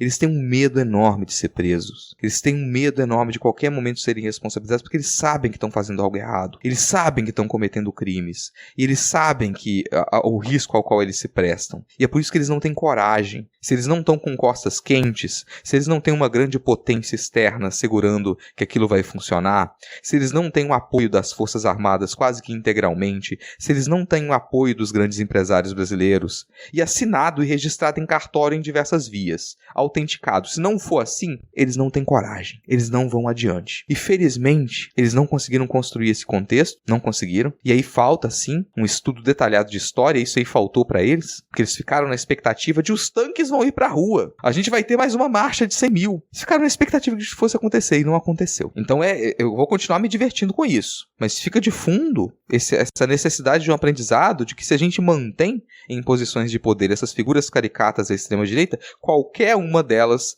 pode em algum momento se encontrar no contexto adequado em uma situação em que ele consiga efetivar um golpe de Estado. Isso pode acontecer. Falando em figuras caricatas, eu acho divertidíssimo todas as vezes que vem uma nova delação do Mauro Cid e não dá assim 24 horas. E o César Bittencourt, que é o advogado do Mauro Cid, ele já está procurando ali. Cadê uma chamada da Globo News? Alguém me coloca, eu tô aqui com a câmera preparada. O sujeito ele já tem a estrutura preparada lá para ele entrar ao vivo, porque o que o cara adora dar uma entrevista, o cara adora aparecer, é o da vinheta do Medo e Delírio de advogados burros, assim. O cara, ele consegue. E na última, ele foi pra Globo News dar uma entrevista para Andréa Sadi e ele me responde a seguinte pergunta dela. Cid confirmou que Bolsonaro sabia desse plano de golpe de Estado e que o Cid diz sobre o plano de execução do Lula, Alckmin e Moraes, ele confirma que Bolsonaro sabia?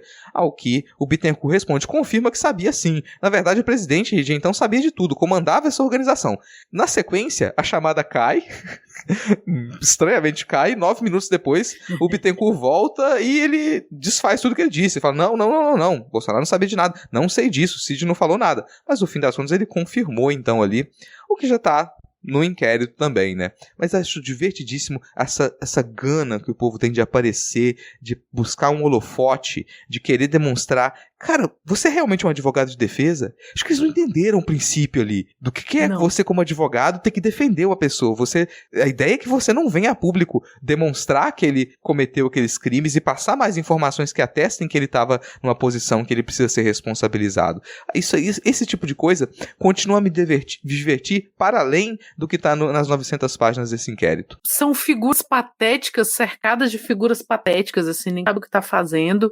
Os advogados deles são sempre um show à parte, né? Sempre uma loucura. É muito, e é o que você falou, é importante lembrar disso, assim. Não é exclusividade da nossa extrema-direita ser patética e risível. Tá aí o Milley, né, pra mostrar, tá aí outras figuras como o Trump, como tantos outros, assim, é sempre muito patético, é sempre muito... Mas o exército brasileiro, ele ainda consegue, ele tá um pouco na frente, assim, no quesito pataquada. Ele tá... Por mais patética que seja a natureza da extrema-direita, o nosso exército, ele consegue, sabe? Ele se esforça mais. E aí esse é o problema do esforçado, né? Cara, eu sei que a gente já tá se estendendo muito nesse tópico, gente. A gente já tá aqui com 1h30 de gravação e tem mais um bloco aqui. Mas vai ser inevitável puxar uma analogia.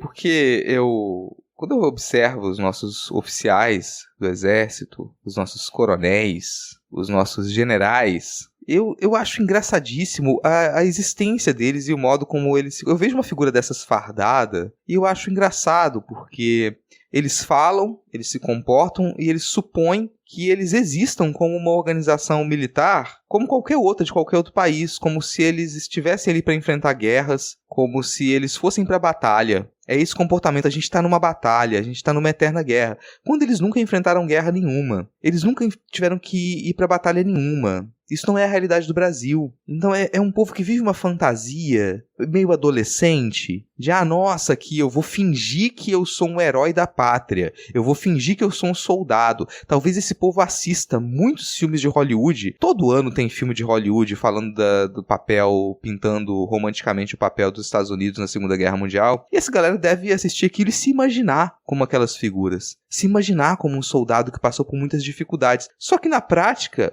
o que eles fazem é assinar documento para aumentar o orçamento para comprar leite condensado e Viagra. Então eles sei lá, se você soltar essa galera num conflito de verdade, eles vão se mijar tudo, assim. Eles não têm a menor condição, é uma ilusão, uma fantasia. E aí eu fico, já que a gente tá aqui meio que no povo da literatura, né, a gente convive com pessoas que têm esse tipo de comportamento também. O sujeito que ele, sei lá, ele publicou alguns contos e ele agora, ele tá certo em se dizer escritor. Essa figura tá certo em ser escritor, a figura é um escritor. Assim como o nosso general é um general, assim como o nosso coronel é um coronel. Mas o sujeito, ele se comporta como se ele, sei lá, se ele tivesse numa posição muito diferente, numa realidade de mercado editorial muito diferente, em que ele é uma grande estrela, em que ele entende profundamente sobre como que deve ser feita a literatura e como se a gente devesse render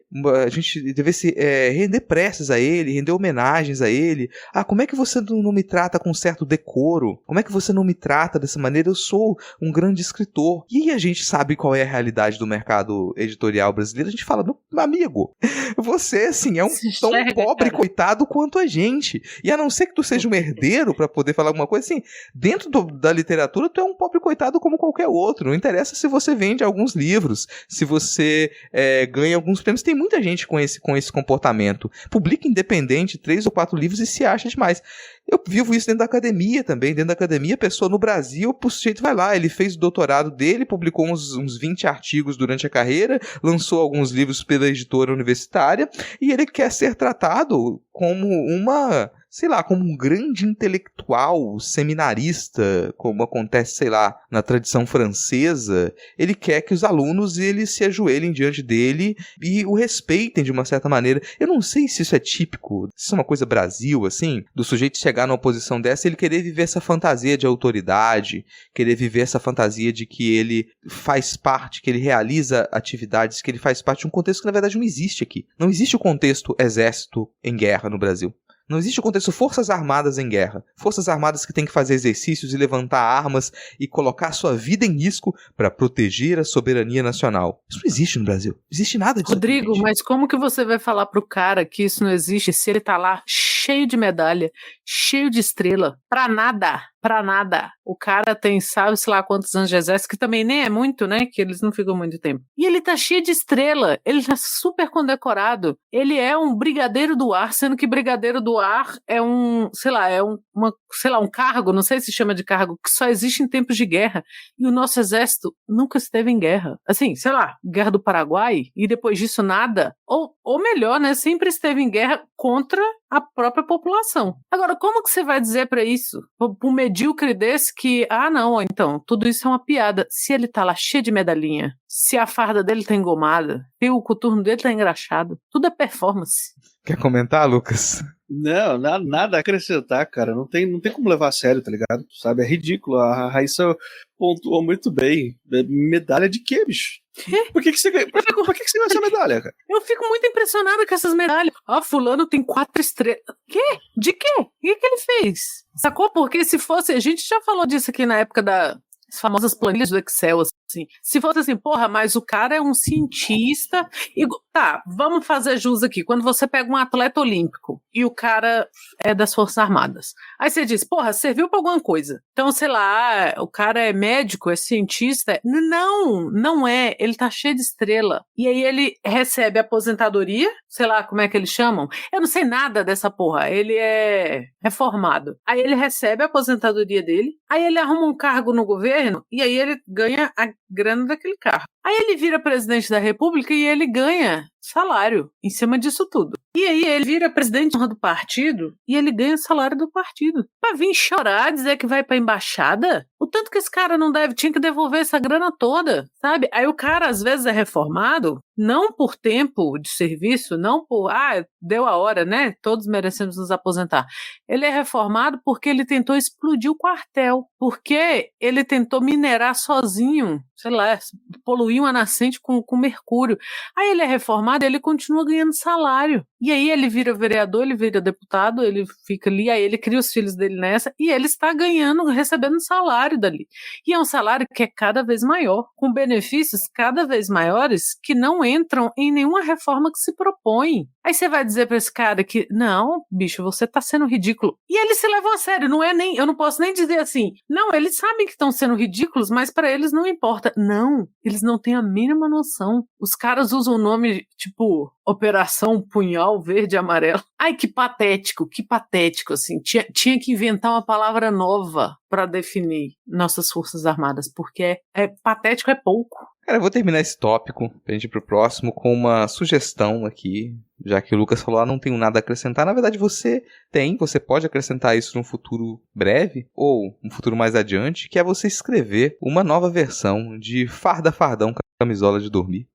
Jorge Amado, só que com os nossos personagens atuais. Com os personagens atuais, né, do nosso... Ao invés de a gente trabalhar com a Academia Brasileira de Letras, a gente vai trabalhar diretamente com o nosso brioso Exército Brasileiro. E a gente faz uma nova versão aí disso, mudando um pouquinho o cenário, sai do Rio de Janeiro, vai pra Brasília, e a gente... Eu acho que vai ser divertido, cara. Eu confio que você conseguiria nos entregar aí uma obra muito divertida pra... Também. Eu agradeço pela confiança aí, cara. Talvez o título apropriado seria Melhor Já Ir Chorando, alguma coisa assim, sabe? Mas a Ana Raíssa falou em reformado, em militares reformados. Isso é um dos elementos que está presente no nosso próximo tópico. A gente vai falar agora do Fernando. Eu parei ontem, né? A gente tá aqui no dia 28, no dia 27. Eu parei para ir diante da televisão para poder acompanhar a fala do Fernando.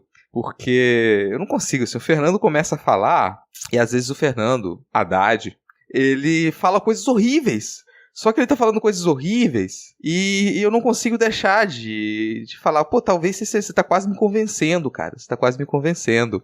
É um problema. É que ele fala coisas horríveis com uma bela voz. Com uma bela voz, né? Ele quase me convence. Ele sabe usar as palavras de um jeito que me agrada. E ele sabe aquele olhar, aquele olhar leitoso de cachorro que caiu do caminhão de mudança. Aquilo ali sensibiliza a gente. Mas o que o Fernando Haddad, o nosso ministro da Economia, ministro da Fazenda, ele veio a público recentemente, né, em cadeia nacional, que não é necessariamente uma coisa atípica, mas nesse caso a gente vai tratar como atípico, né? Ele veio em cadeia nacional de radiotransmissão, rádio e televisão transmitido para o país inteiro, para poder apresentar algumas novas propostas de ajuste fiscal, de cortes do governo. E ele falou isso de modo muito positivo, falando que a gente ia ter alguns cortes, que a gente ia ter que fazer algumas mudanças, e estava tudo muito ruim, assim. Tava tudo muito ruim. Mas aí no meio disso, ele resolveu dizer que, olha, a gente não vai fazer só corte, a gente não vai fazer só ajuste, a gente também tem coisa legal para contar. Então, em conjunto com esses cortes, com esses ajustes, a gente vai mudar a tabela do imposto de renda e pessoas que ganham até R$5.000 vão estar isentas daqui para frente. Ah, nossa, mas aí a gente vai perder muito a arrecadação. Tudo bem, dentro dessa proposta, desse conjunto de propostas, a gente também vai querer criar um imposto específico para quem ganha mais de R$50.000 por mês e uma taxação para os super ricos ali, que é como a gente está chamando isso. Essas foram as propostas. O mercado reagiu de imediato, porque o mercado queria mais cortes. O mercado queria que se arrochasse mais o investimento público. Não foi isso que ele recebeu. O dólar bateu R$ 5,99 no final do dia de hoje, no final do dia 28, porque logo de manhã o Fernando Haddad foi para uma entrevista coletiva para detalhar essas propostas, fez o detalhamento tudo, aparentemente a conta bate, mas o mercado ficou assanhado, ficou irritado, falou, olha, você ainda não legalizou a escravidão, então a gente vai ter que encarar de modo negativo aí, vamos ter que tentar rebaixar uma perspectiva de crescimento no Brasil, o que não parece fazer muito sentido, porque o Brasil ele não está em recessão. Como nós não somos especialistas na área de economia e a gente provavelmente não conseguiria fazer essa análise de modo tão aprofundado, na sequência você vai ouvir aí uma participação da nossa querida Ana Paula Salviati, que vai explicar para a gente melhor que propostas são essas que o governo apresentou a partir da fala do Fernando Haddad, por que o mercado reagiu dessa ou daquela maneira, tem motivo para alarde, não tem motivo para alarde, o que a gente pode esperar de economia e de investimento aí para 2025, 2026 e talvez uma perspectiva para a economia até 2030. Prazer, boa tarde, bom dia, boa noite a todos. Aqui quem fala é Ana Paula Salviati, eu sou professora, doutora em desenvolvimento econômico, é a minha primeira participação, então eu não poderia deixar de falar do assunto da semana, do anúncio fiscal, né, apresentado durante quarta-feira, às 8h30 da noite, pelo então ministro Fernando Haddad, ministro da Economia, e foi uma espécie de anúncio fiscal com um gosto diferente, né? Porque para quem assistiu ao vivo ou assistiu depois, em toda forma, o anúncio foi feito de uma forma muito distinta daquela de um ajuste tradicional, né?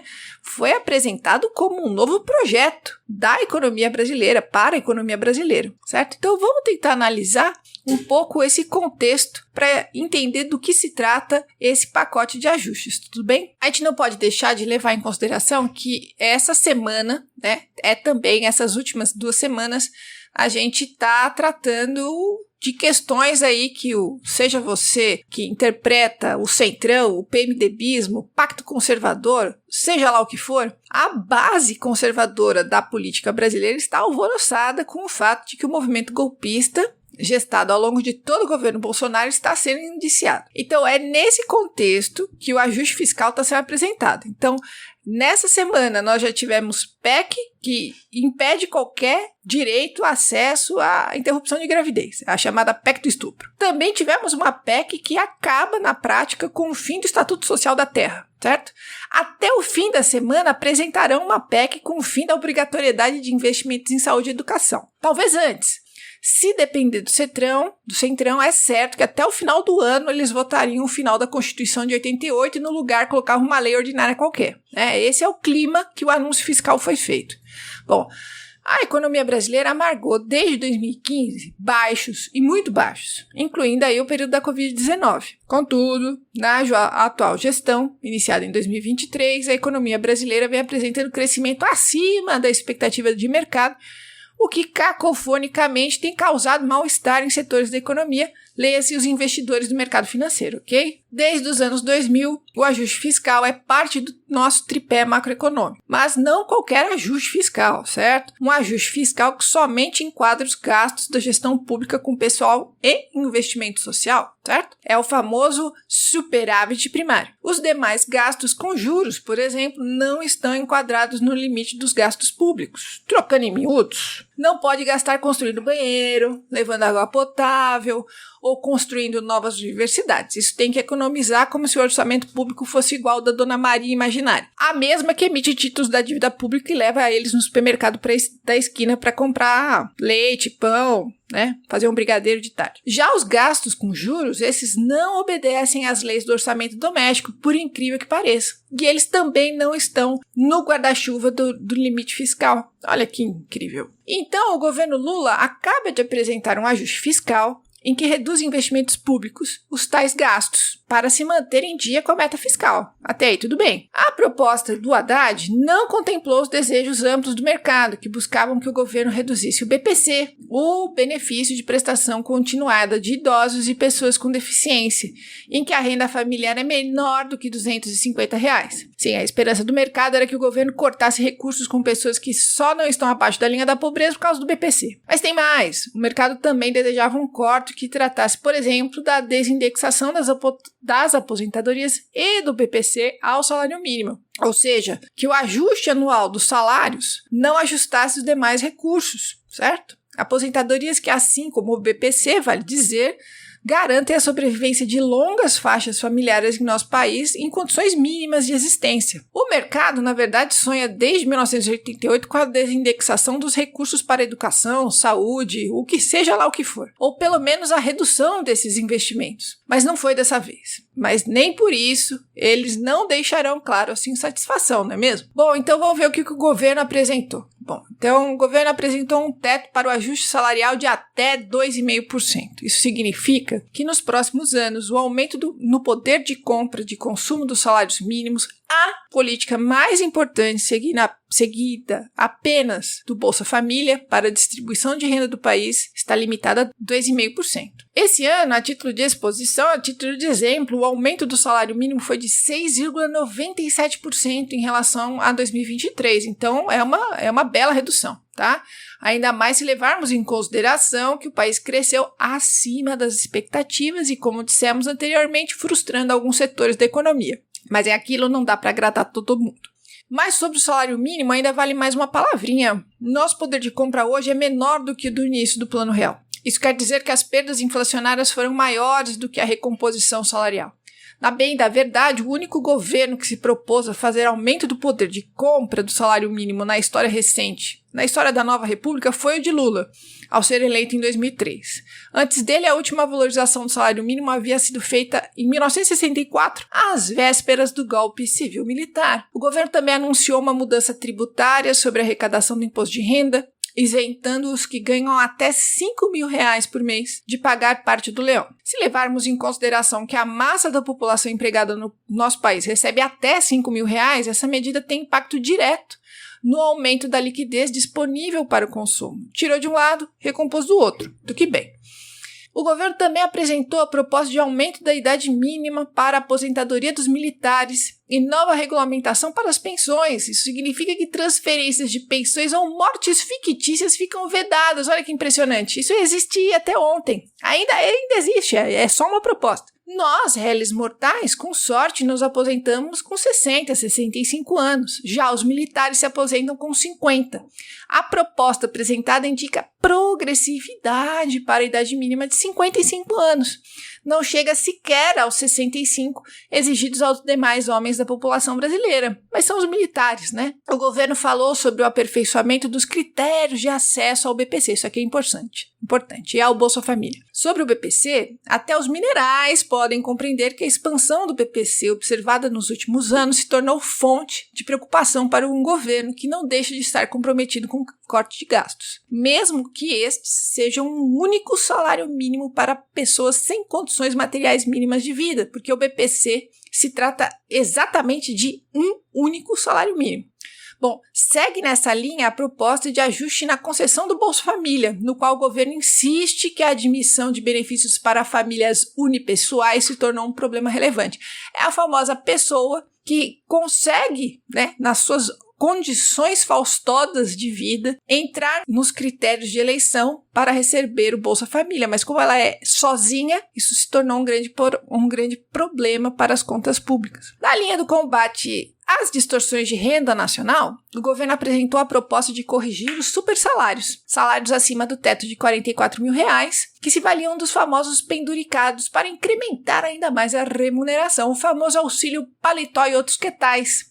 Ainda na linha do equilíbrio compartilhado entre todos os entes públicos, a proposta apresentada pelo governo regulamenta as emendas parlamentares ao guarda-chuva do arcabouço fiscal, ou seja, o gasto do legislativo também passa a ser regrado pela Lei de Responsabilidade Fiscal, bastante razoável. Tudo bem. Ainda no round de medidas apresentadas, mais uma vez, a desvinculação de receitas da União foi prorrogada até 2032. Isso significa que de 20% a 30% dos recursos discricionários são deslocados para dos seus usos fins. Não são gastos com aquilo que a sua arrecadação foi criada. Olha que bom.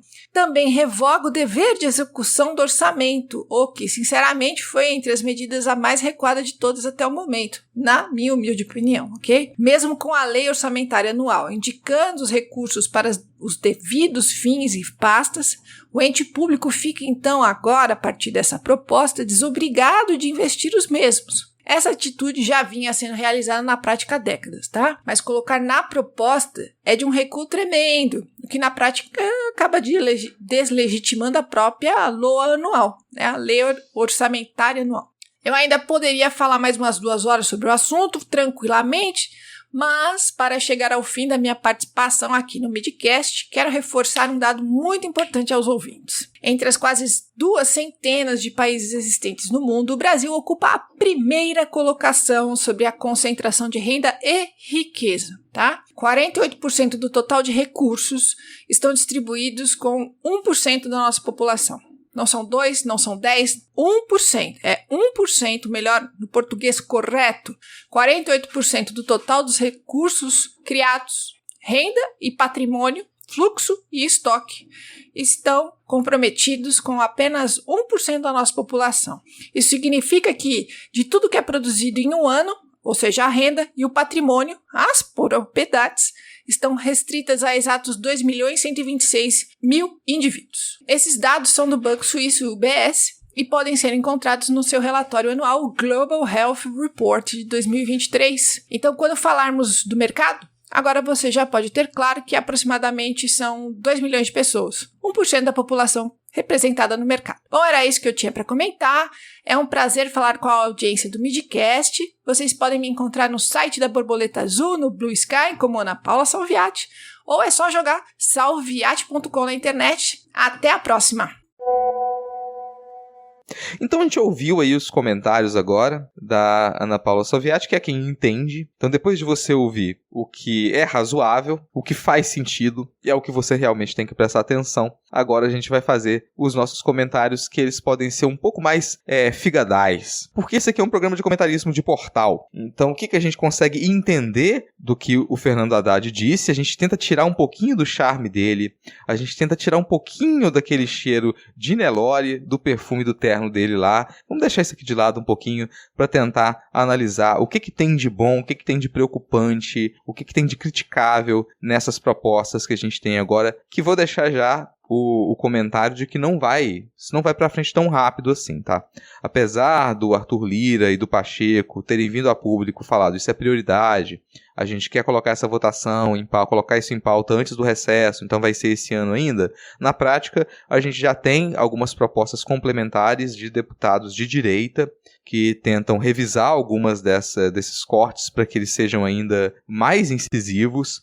E a gente vai ter a mudança desse bloco de propostas na Câmara, isso vai ser reescrito. Depois que isso for reescrito, depois que se fizer uma série de adendos, isso vai para o Senado, e passar pelo Senado, pode ter mudanças, pode ter que voltar para a Câmara. Então, apesar do compromisso do Pacheco e do Lira de colocarem isso em votação antes do recesso, é pouquíssimo provável que isso seja feito de forma tão imediata. Isso tudo já estava previsto. Algumas dessas ideias ali já eram promessas de campanha, já estava indicado que isso ia ser feito antes de 2025, não haveria motivo nenhum para surpresa, mas na prática, o mercado, os analistas disseram, meu Deus, isso veio do nada, como assim? Vocês não avisaram? Bom, avisou. Foi promessa de campanha do Lula que ia ter isenção de imposto de renda para quem ganhasse até R$5.000. Já tem uma pressão há muito tempo e um anúncio prévio ali de que haveriam alguns cortes. E esses cortes, eles incluem, por exemplo, o corte para quem pode receber abono salarial, que é uma espécie de 14º salário. Então a ideia é fazer um corte progressivo, de você manter o abono salarial para quem recebe ali R$ 1.500 e indo fazer esse corte progressivamente até que se estabilize. É uma das coisas possíveis de serem feitas. A ideia é de você colocar um teto para o crescimento do salário mínimo. Então o salário mínimo ele continuaria a crescer acima da inflação, mas você coloca um teto de até 2,5%. Então você tem uma limitação para que o crescimento do salário mínimo, do aumento do salário mínimo, ele esteja dentro do arcabouço fiscal. Esse tipo de proposta que a gente tem ali. E isso aparentemente não foi bem recebido pelo mercado, porque eles queriam que fosse algo mais incisivo, que isso fosse algo mais imediato também, que não fosse algo lançado para médio e longo prazo. No geral, a conta do Haddad diz que a gente teria uma economia nos próximos 2 anos na casa de quase 72 bilhões de reais e que até 2030 estaria acima de 300 bilhões de reais, o que é uma economia razoável. A gente tem mudança, teria algum pente fino no BPC também e no recebimento de alguns auxílios públicos. Então você faz esse pente fino para poder retirar qualquer recebimento de benefício que ele está em desacordo com a norma ali. Então não é de imediato cancelar BPC, ninguém está falando em cancelar BPC, ninguém está falando em fazer cortes no BPC, está falando em fazer um pente fino e ver o que não está de acordo com a norma e que teria que ser retirado. Então dali também você passa a ter uma economia. Tudo isso em qual contexto que está? Numa exigência do que se chama de ajuste fiscal. De você demonstrar que o governo ele não gasta mais do que ele consegue arrecadar. É aquela visão de que o governo é uma empresa e que de alguma maneira ele teria que dar lucro. Então o governo não pode estar endividado nessa perspectiva. O governo arrecada com impostos e ele faz investimentos em diversas áreas, mas ele não deveria ou não poderia fazer investimentos que eles extrapolassem essa arrecadação, ou ele não deveria gerar propostas de mais investimentos sem ter como garantia isso na arrecadação. De início isso parece razoável, só que isso vem em conjunto com uma outra visão que ela está presente no nosso Congresso, que é de não aumentar a arrecadação. É ridículo falar isso, eu estou rindo porque é bem sem sentido. Você fala, de um lado você tem que fazer o ajuste fiscal, você não pode fazer investimento porque você não tem arrecadação suficiente. E do outro você diz que você não pode aumentar a arrecadação porque aumento de imposto é roubo. Então você não aumenta imposto, você não tem arrecadação, e você não pode investir acima da arrecadação e fazer dívida, porque isso também seria um desajuste fiscal. Você encurrala o governo, não se tem o que fazer. Por isso que o nosso ministro Haddad está ficando cada vez mais com o cabelo branco, aquela pele ela não está mais viçosa como era quando ele assumiu esse cargo, e mesmo assim ele consegue vir a público com uma superprodução, que aí algumas pessoas dizem que já é uma preparação para que o Haddad seja o herdeiro do Lula e venha como cabeça de chapa para 2026. Resumindo tudo, é isso. Depois desse resumo, eu jogo a bola para vocês, para que vocês comentem as impressões que vocês tiveram sobre essa declaração. Eu acho que tem tempo que a gente não tem um presidente Fernando, né? Então, topo. Acho que tem que manter a tradição aí. Hoje o mercado ficou louco, né? Hoje eu ouvi comentários mais absurdos vindo de, sei lá, da Globo News, né? Não, olha, o que a gente quer é que o governo anuncie aí o que ele vai cortar na saúde e na educação para essa conta fechar. Eles não conseguiram nem segurar a onda, assim. E aí você vê, assim, essas figuras meio assanhadas saindo do esgoto. Essa invenção totalmente lúdica, que é o mercado, né? O dólar de R$6. Meu Deus, que absurdo, que absurdo. Sendo que, no final do governo Jair, e que continue bem enterrado, dava para mexer os pauzinhos na expectativa do governo, né, na expectativa do mercado, aliás, quando o governo fazia merda, para o dólar não subir tanto. Aí dava. Quando descobriu-se que o ministro da Fazenda, ele mesmo, tinha contas em offshore, o mercado conseguiu segurar suas expectativas para que o dólar não subisse tanto, para não dizer que o dólar subiu para aumentar a riqueza do ministro. Agora não dá mais. Agora, qualquer coisa, o mercado se assusta, aí o dólar chega à estratosférica marca dos R$6, aí amanhã volta ao normal, sabe? É tudo inventado com todo respeito aos economistas, mas assim, a gente inventou essa maluquice e a gente está tentando viver de acordo com regras completamente inventadas. Eu me sinto igualzinho, me sinto quando eu vou na casa de alguém e a pessoa saca um jogo de tabuleiro. Eu só consigo ficar confusa. Eu não vou aprender.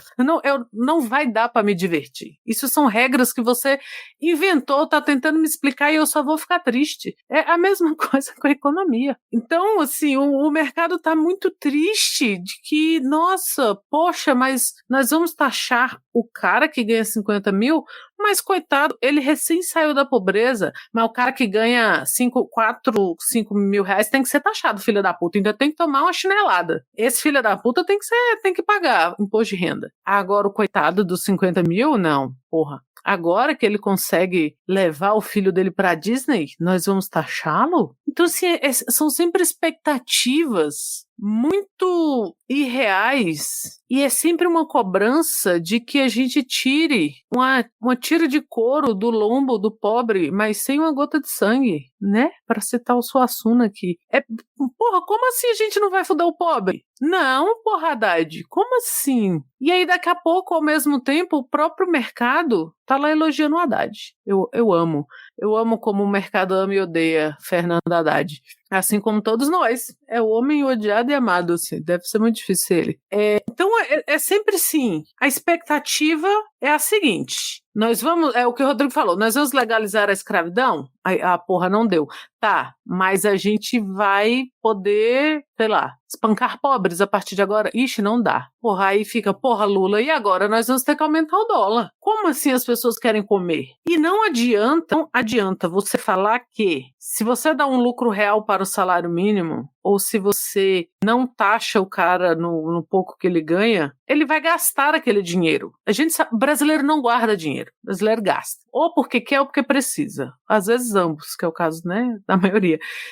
Então, assim, esse dinheiro, ele vai acontecer. Se a preocupação do mercado fosse com si próprio, ele não teria problema com isso. Mas a preocupação do mercado é com a impossibilidade de massacrar a classe média baixa, o pobre mesmo. A preocupação do mercado é essa. Como assim eu não posso massacrar essa população? Aí pega meia dúzia de desavisados que estão lá no Twitter reclamando de porra, mas e aí, o coitado que ganha 50 mil, ele nem consegue levar a família na Disney se a família tem 4 pessoas.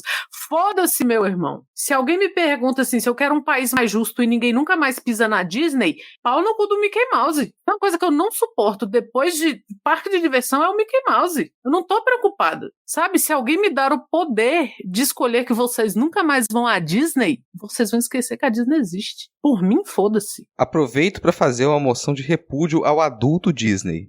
Gente, obrigada. Sério, assim, adulto Disney é um negócio ridículo. É um negócio ridículo. Mate a sua infância. Mate a sua infância, por favor. A sociedade agradece. Você tem mais de 18 anos. Abandone a sua idolatria à Disney. Faça esse favor, é ridículo. É ridículo, é vexaminoso, é constrangedor o adulto Disney. Porra, tá aí uma camiseta que eu queria e que eu tenho certeza que só eu ia comprar, era Mate a sua infância.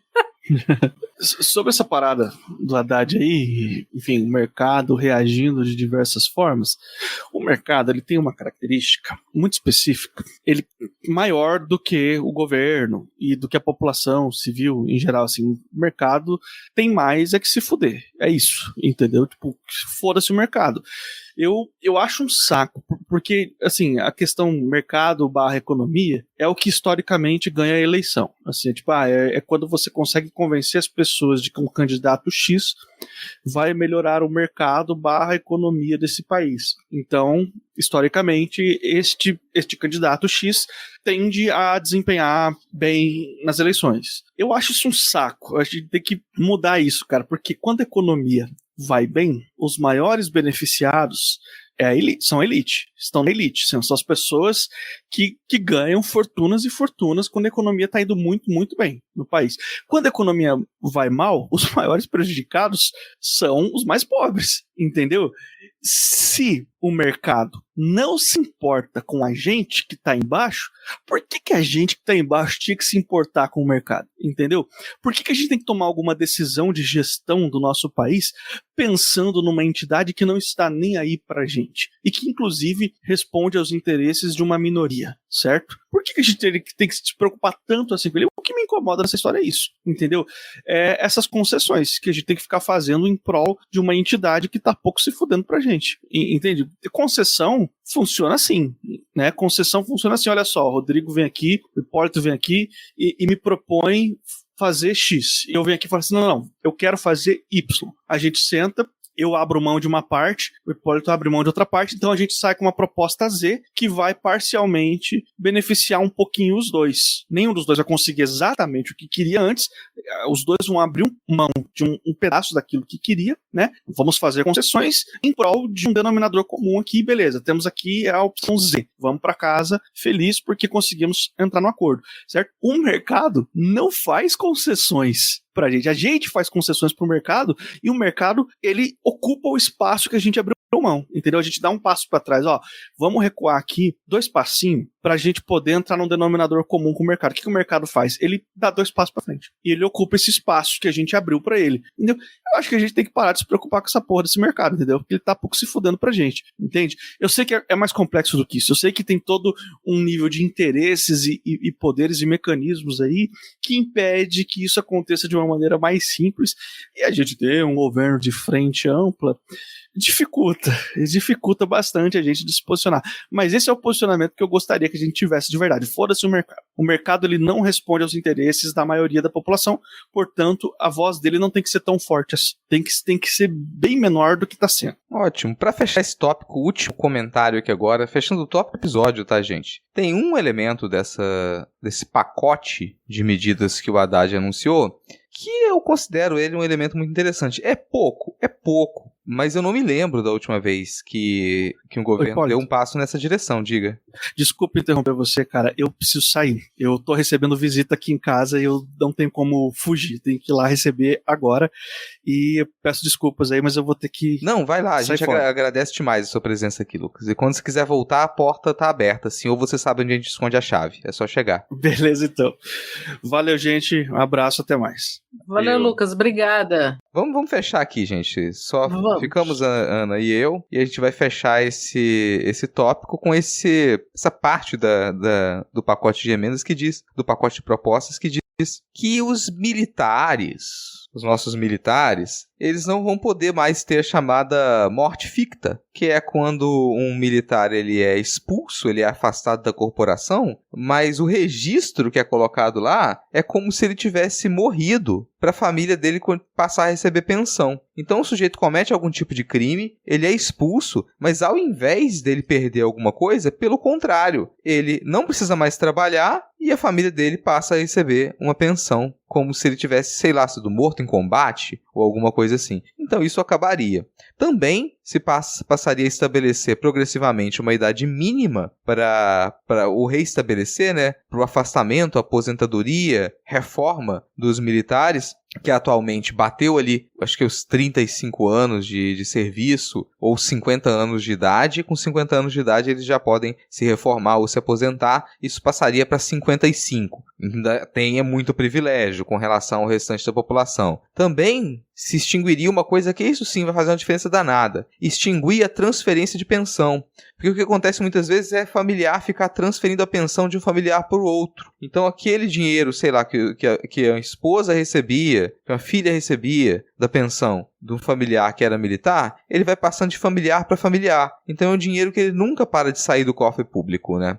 E fixaria em 3,5% de remuneração. Esses 3,5% seria retirado para um fundo de saúde até janeiro de 2026. Isso estaria estabelecido. Então essa parte eu acho interessantíssima, porque eu não me recordo qual foi a última vez que a gente tocou nos benefícios dos militares. E acho curiosíssimo também que eu não ouvi ninguém chorando. Acho que é um timing ótimo você fazer isso agora, no momento em que as Forças Armadas estão descredibilizadas, em que eles não podem falar um A Não podem falar um A porque eles estão sendo investigados. Eles fizeram tanta merda que eles têm que ficar calados. E eu gosto de ver que em nenhum momento se falou que isso é um problema. Se discutiu muito a reação do mercado, se discutiu muito que seriam cortes muito pequenos, se falou muito sobre essa nova proposta para o imposto de renda, uma reforma do imposto de renda, reforma da renda, mas ninguém falou desse tópico e a gente foi lá e vai cortar os militares e vão ficar calados. Como a gente sempre disse, se chegar lá e cortar, eles não vão falar nada. Diz aí que Fernandinho não ia merecer seu voto depois disso. Não, e fazendo jus à herança Fernando, né, cara? Assim, o nome Fernando, ele já, antes de ser candidato, ele já tá sucateando as Forças Armadas. É isso que eu espero. Se ele continuar nesse caminho, se a proposta de governo do Fernando Haddad for vou sucatear as Forças Armadas, o meu voto ele já tem.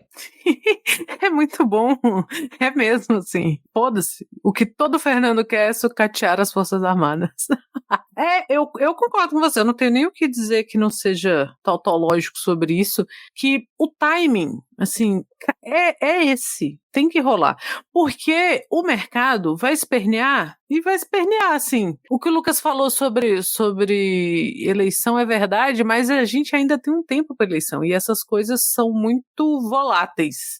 Então, o mercado espernear agora é melhor do que o mercado espernear no ano de eleição. E aí, você deixa o mercado espernear, dá 2 semanas, acabou, porque é assim que acontece. Daqui a pouco ele vai espernear por outra coisa, né? São tudo nuvens passageiros quando se fala em esperneio do mercado. E tem que mexer. Militar tem que ser tratado pelo que eles são, que são os lesa-pátria do caralho. Não tem. Militar, Forças Armadas não prestam serviço nenhum ao país. Eles são lesa-pátria. Tem gente recebendo grana até hoje porque o avô foi recrutado na Guerra do Paraguai e, quiçá, tenha saído, sei lá, de casa algum dia fardado e aí já valeu a pena para o resto da família até 2024, sabe, receber algum tipo de pensão porque o cara botou um coturno no Rio de Janeiro, sei lá que dia, sabe? Então é a hora, eu acho também que é a hora. Eu fiquei impressionada também de não ter visto ninguém chiar por isso, porque eles não podem, né?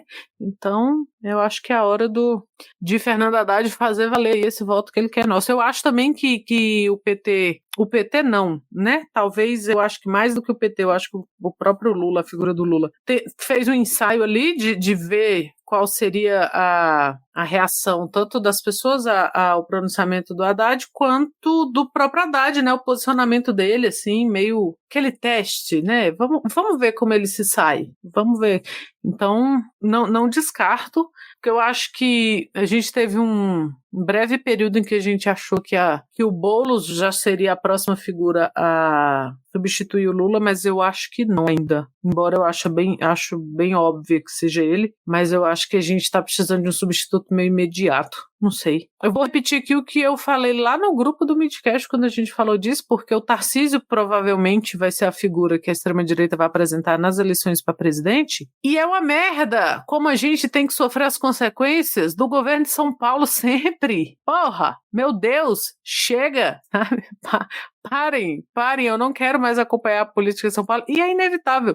Se você é cracudinho de política, você tem que acompanhar, porque olha onde desemboca, olha onde são criados como se desenvolve, né, a trajetória política dessas figuras, assim. Então, se a gente foi fumante passivo da eleição passada de São Paulo, a gente mal perde por esperar a próxima, né, a presidente. Chega, basta. Se a gente já voltou a falar de política de São Paulo é porque tá na hora de terminar esse episódio. É quase meia-noite, a gente tá com mais de 2 horas de gravação. O nosso convidado já perdeu a paciência e já foi embora, mandou aquela de que tava recebendo visita às 11 horas da noite. Então tá na hora de encerrar isso aqui. E, gente, teve comentários, tá? Teve comentários no último episódio, o pessoal participou, mas Thaís não tá aqui, que é a pessoa responsável por ler comentários. Eu não tenho acesso ao Spotify, eu nem tenho Spotify, então eu não consigo ler os comentários do Spotify. Teve uma galera massa comentando no Blue Sky, que é onde eu tô, somente lá. Então hoje não vai ter leitura de comentários. por todos esses motivos. Está bem justificado, mas a gente fica muito feliz e a gente está respondendo vocês lá. Sempre que a pessoa comenta, a gente responde, então é uma maneira de interagir com a gente também e corrigir, às vezes, besteiras que a gente fala aqui. Não deixem de fazer esses comentários com a gente, isso faz com que o episódio continue, com que a conversa continue mais adiante, né? Então a gente não tem leitura de comentários, mas vale mencionar aqui os nossos apoiadores na categoria Cartinhas da Xuxa. Lá no Apoia-se a gente tem Manu Azevedo, Alex Damião, Ricardo Jalotto, Cristiano Terrien, Joana Porto, Eduardo Vasconcelos, Iane do Espírito Santo, Rafael Cavalcante, Eduardo Bilk, Daniele Filaretti, Eislan Pimenta, Cadide Albuquerque, Ana Iris Marques, Gabriel Pires, Wagner Gomes, Fernando Lira, Rodrigo Rocha, Guilherme Anselmo, Elisnei Menezes e Daniel Ribeiro. No Pix de R$20 ou mais, a gente tem o Rodrigo Brandão, Mariana Zampol, Márcio Ventura, Eduardo Vieira, Se Vira nos 40, esse nome registrado ficou muito bom, Guilherme Teles, Camila Nogueira, Caroline Graciani, Leonardo dos Anjos, Ana Iris Marques, Tiago Luiz Pereira, Bruno Felipe Teixeira, Leonardo Gandolfi, João Enomoto e Cristiane Medeiros. E na categoria Beijo da Lhama, que pode acompanhar a gente aqui na gravação, ao vivo, Tiago Luiz Pereira, Pablo Cardoso, Jorge Leonan, Camila Neiva, Laís de Moraes e Reni Barcelos. Fica o nosso grande agradecimento a todo mundo que nos apoia, que ajuda a gente a continuar aqui esse trabalho, a pagar os custos desse programa e dar esse incentivo para que toda semana a gente ainda tenha estômago para comentar o cenário da política nacional. Esse episódio ele foi apresentado por Rodrigo Hipólito, Ana Raíssa Guedes e Lucas Mota. Ele tem edição do Vitor Souza e as nossas redes são @podcastmid. Então você procura por Midcast Política lá no Blue Sky, que é onde você encontra a gente. Você procura por Midcast Política no Instagram, você vai encontrar a gente. O Twitter morreu, então a gente não vai pra lá também. Mas fora isso, você pode me encontrar como Rodrigo Hipólito no Blue Sky e Ana Raíssa com 2 N's, 2 R's e 2 S's no Blue Sky também. Encontra a gente lá, conversa com a gente nas redes sociais para continuar esse episódio, para trazer mais conteúdo, corrigir certas besteiras que a gente disse aqui ou fazer piada junto com a gente lá também. A gente gosta muito de conversar com vocês. Fechou, Ana Raíssa? Fechou. Agradecemos ao Reni e a Laís de Moraes que estão aqui com a gente, ficaram aqui esse tempo todo ouvindo esse lero-lero. Muito obrigada e semana que vem estamos de volta. É isso aí. Valeu. Falou. Não.